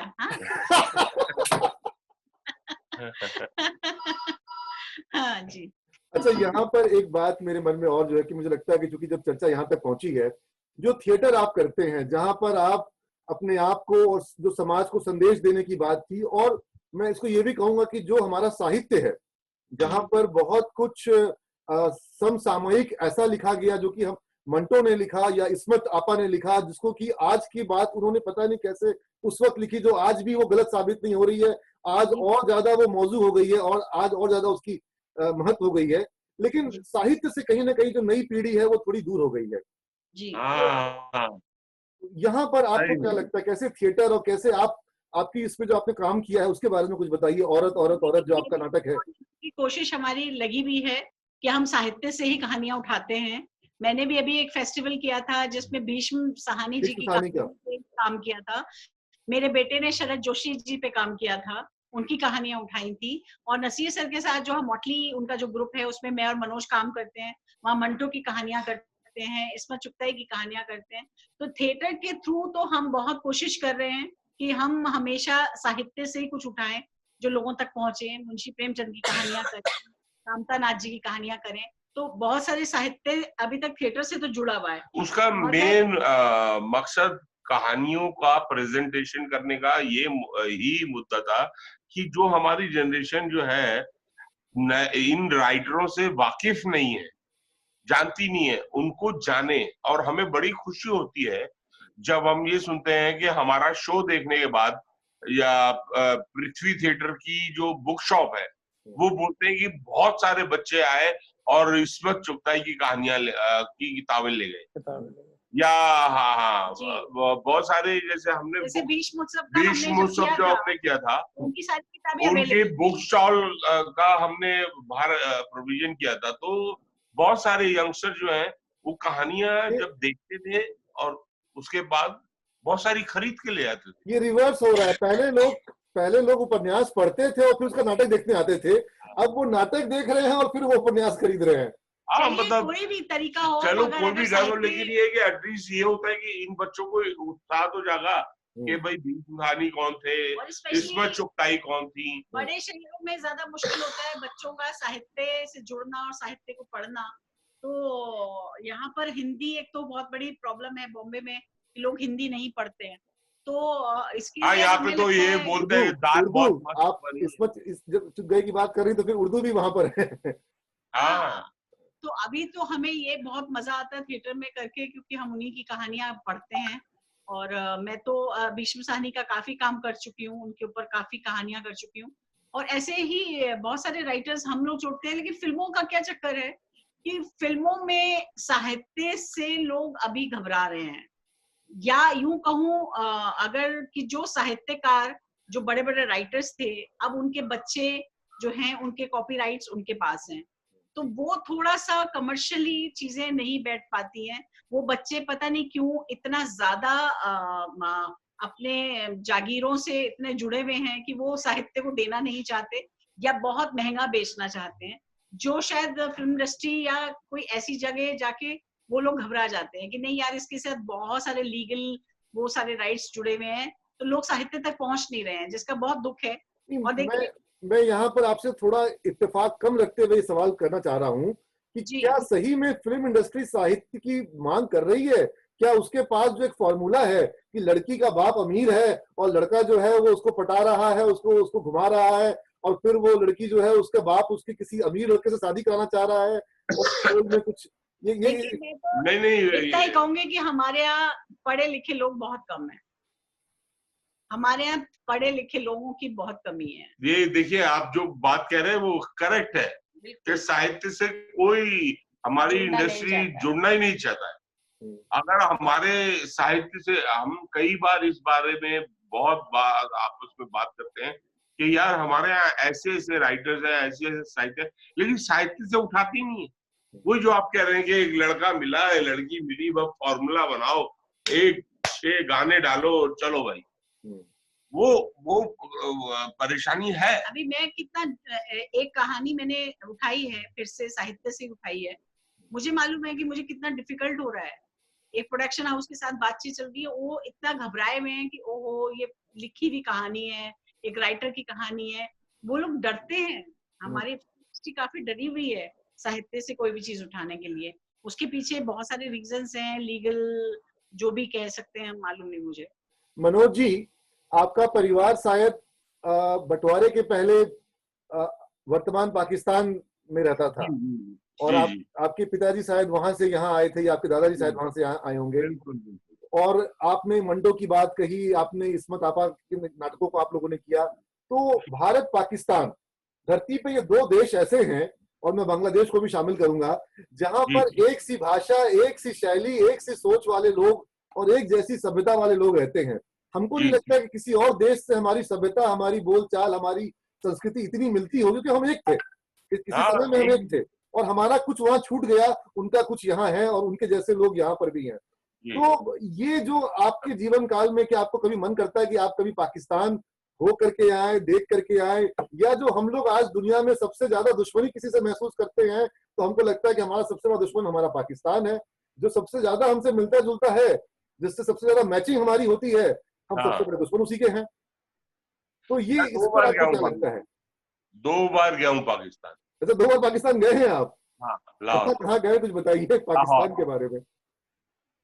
और मैं आपको सही बताऊं कि वहां दोनों बार जाने के बाद हम लोग शो करके आए और दोनों बार जाके ये लगा कि कोई फर्क नहीं है। और जितना हम तरसते हैं कि यार एक जैसे हैं, कि ऐसे ही वहां के लोगों ने मेरे को इतना प्यार, इतनी आवभगत, इतनी कहना चाहिए मेहमान नवाजी। मतलब हम शॉपिंग करने गए हैं तो हमसे पैसे नहीं ले रहे कि नहीं आप हिंदुस्तान से आए हैं, आप इंडिया से आए, आपको आपसे क्या पैसे लेने? हमारे तो रिश्तेदार वहाँ ये दिलों में इतनी मोहब्बत है, लेकिन सियासत जो है वो बीच में सबका यही कहना था कि ये सब सियासतदानों का करना है, हम में तो आप में तो कोई फर्क ही नहीं है। क्या कर सकते हैं, कितना साथ में खाना पीना, सब उठना बैठना, इतना प्यार मैंने कहीं और दुनिया में मैं बहुत जगह पे घूमा अच्छा वेलकम हमारा हुआ, लेकिन जितना अच्छा वेलकम हमारा लाहौर में और पाकिस्तान में हुआ।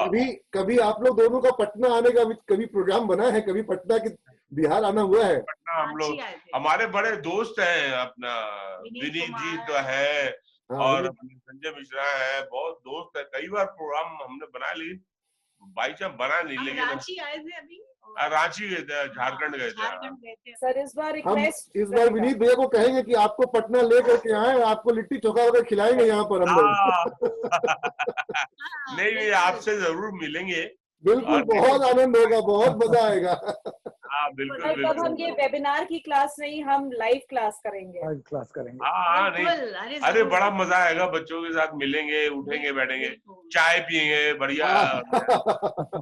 सर एक डायलॉग आपका मनोज सर जी, कोई डायलॉग आपका सबसे पसंदीदा? ऐसे डायलॉग मुझे याद नहीं रहता है। सर ऑफिस नहीं ऐसा कुछ यही है कि हम मिलेंगे तो बहुत अच्छा। पहले 2 प्लेट समोसा खिलाओ, 2 प्लेट कचौड़ी लाओ, उसके बाद ही डायलॉग जी। चलिए, बहुत आनंद हुआ और बंबई में मैं आप लोग के लिए शुभकामना करता हूं कि वहां जल्द से जल्द कोरोना जो है वो मुक्त हो, बंबई कोरोना से मुक्त हो हमारा देश, और ये जो महामारी आई है इससे हम लोग बाहर निकले, मानसिक रूप से, चेतना के रूप में और शारीरिक रूप से हम लोग सब लोग स्वस्थ रहें। और जो आपकी फिल्म इंडस्ट्री है, बहुत बड़ा योगदान है भारत में फिल्म इंडस्ट्री का, और ये फिल्म इंडस्ट्री के ऊपर भी कोरोना का बहुत बड़ा संकट आया है। किस तरीके से आगे फिल्में बनेंगी, किस तरीके से रिलीज होंगी, ये सब कुछ अभी कह पाना बहुत मुश्किल है। लेकिन और हमारे लिए भी बच्चों से मिलना, हमारे स्टूडेंट्स देख रहे हैं, हम उनको रोज मोबाइल पे जो पढ़ाते हैं और डेटा नहीं लग जाए इसलिए बोलते हैं कि वीडियो ऑफ रखो, मजा नहीं आता है सर, और ये कैमरे को देख करके बोलने में वो आनंद नहीं आता है जिस तरीके। खैर आप लोग तो खैर कैमरे के सामने भी एक्सपर्ट हैं, लेकिन टीचर के लिए बड़ा मुश्किल होता है कैमरे को देख के पढ़ाना और बताना। तो बहुत बहुत धन्यवाद सर। अगर रत्ना मैम भी धन्यवाद ज्ञापन करना चाहती हैं, उदास सर भी धन्यवाद ज्ञापन करना चाहते हैं। Thank you so much. और एक बार सारे बच्चे जो हैं वो एक बार जोरदार तरीके से एक बार थम्स अप का साइन देंगे जो लोग जुड़े हुए हैं। एक बार सब बच्चे वीडियो ऑन कर, ताकि मैम लोग देख सके अपने मोबाइल में स्वाइप करके कितने बच्चे जुड़े हुए थे। एक बार वीडियो ऑन करो बाबू सब लोग। मैं वीडियो सबको ऑफ रखता हूँ क्योंकि डेटा प्लान ज्यादा कंज्यूम होता है बच्चों का, खत्म हो जाए जल्दी, इसलिए उसको ऑफ रखते हैं। अब आप अगर अपने मोबाइल पे एक बार स्वाइप करिएगा मोबाइल को लेकर के, तो आप देख पाइएगा कितने सारे बच्चे जुड़े हुए हैं और वो लोगों को आप वीडियो पे देख पाइएगा। इसके अलावा ये फेसबुक पे भी अभी लाइव है, वहां पर भी बड़ी संख्या में लोग देख पा रहे हैं। अच्छा, कुछ सवाल भी है सर, जाते जाते सर कुछ बच्चों के सवाल है वो रह जाएंगे, ठीक है। अनीसा जायसवाल हैं, ये पूछ रही हैं कि मैम जब आप कोई फिल्म करती हैं और वो हिट नहीं होती है तो वह लॉस का आपके लाइफ पर कितना असर होता है, और क्या ये लॉस आपकी अगली फिल्म में भी कोई असर दिखाती है? नहीं, ये अगली फिल्म के लिए ये जरूर होता है कि कभी कोई फ्लॉप होती है। वैसे तो खैर किसी एक्टर की जिम्मेदारी नहीं होती है, उसे हिट या फ्लॉप करना, उसमें बहुत सारी चीजें इन्वॉल्व होती हैं। लेकिन हाँ, डेफिनेटली एक्टर पे असर पड़ता है, मॉरली आप थोड़ा सा डाउन तो होते ही हैं जब कोई फिल्म हिट नहीं होती है, लेकिन दूसरे काम करने की हिम्मत जरूर मिलती है, उससे बेहतर काम करने की इच्छा जरूर होती है कि किसी भी तरह से हम लोगों तक पहुंचे और अपना काम ईमानदारी से करें। एक और सवाल है, ये विक्रम, ये क्या नाम है, B1 बैच का है, रोल नंबर दिखा हुआ इसमें 8736। तो sir, if playing an act it is hardest one, how to build confidence, whenever I go on stage I lose confidence. तो इनको कुछ मंत्र दीजिए कि स्टेज पे जाकर के नर्वस हो जाते हैं कि वहां पे बुलंदी से बोल सके। आप क्या करते थे? हनुमान चालीसा वगैरह पढ़ते थे, क्या करते थे? आप बस इतना ही एक एक्सरसाइज बताऊंगी कि आप मैक्सिमम लोगों को कोई ना कोई जब भी मिले उसको पकड़ के जोक सुनाना शुरू कीजिए, आपका कॉन्फिडेंस वापस आ जाएगा। और मैं जो अभी आपकी भी तरफ से स्टेज पे जाता हूँ तो अभी भी नर्वस होता हूँ, कोई ऐसी प्रॉब्लम नहीं है, ये नेचुरल है, कोई ऐसी बात नहीं। नर्वस होना भी नेचुरल है, नेचुरल है। ऐसे उसको नेचुरल मान लेंगे तो उसका डर खत्म हो जाएगा। हाँ, जरूरी है। आज भी कोई नई शूटिंग पे जाता हूँ या स्टेज पे जाता हूँ तो नर्वस होता हूँ, मैं, डर लगता है मुझे। कल मैंने बच्चों से आपके कुछ क्लिप शेयर किए थे, मुल्क के क्लिप शेयर किए थे, उसके अलावा वांटेड का आपका कुछ वो सीन था जिसमें वो पुलिस वाला आपके पास आता है, बोलता है कान में क्या कहा। वो देख करके बच्चे को भी हंसी आई होगी, मुझे बहुत हंसी आई। तो आप देख सकते हैं काफी बच्चे जो हैं, सब में कैमरे ऑन कर दिए हैं, अगर आप लोग देख पा रहे हैं मैम, सारे बच्चे जो हैं वो आपको एक बार नमस्ते करना चाह रहे हैं, सब लोग जाते जाते आपको नमस्ते करना चाह रहे हैं। और गोड़ लगे तनी बिहार में कहते हैं, पांव लगने को बिहार गोड़ लगे तनी। हाँ, तो ये सारे बच्चे अपने कैमरा ऑन कर रखे हैं और सब लोग आपको बिल्कुल अपने तरफ से प्रणाम कर रहे हैं, थम्स अप का साइन बना रखे हैं। प्रणाम भैया। और आपको खूब न्योता दे रहे हैं, खूब आपको निमंत्रण दे रहे हैं कि बिहार एक बार आइए, यहाँ लिट्टी चोखा खाजा गाजा और यहाँ के लाई और यहाँ अनरसा, एक से एक मिठाइयाँ यहाँ पे होती है, शाकाहारी भोजन भी अच्छा होता है। और यहाँ का जो नॉनवेज होता है लिट्टी के साथ लोग खाते हैं, मटन लिट्टी। मनोज वाजपेयी आए थे हमारे कॉलेज में और हमने उनका पसंदीदा चंपारण के वो है मनोज वाजपेयी, तो उन्होंने बोला कि भाई बंबई में चंपारण का वो मटन और लिट्टी नहीं मिलता है, वहाँ लिट्टी के संग मटन खाते थे चंपारण में।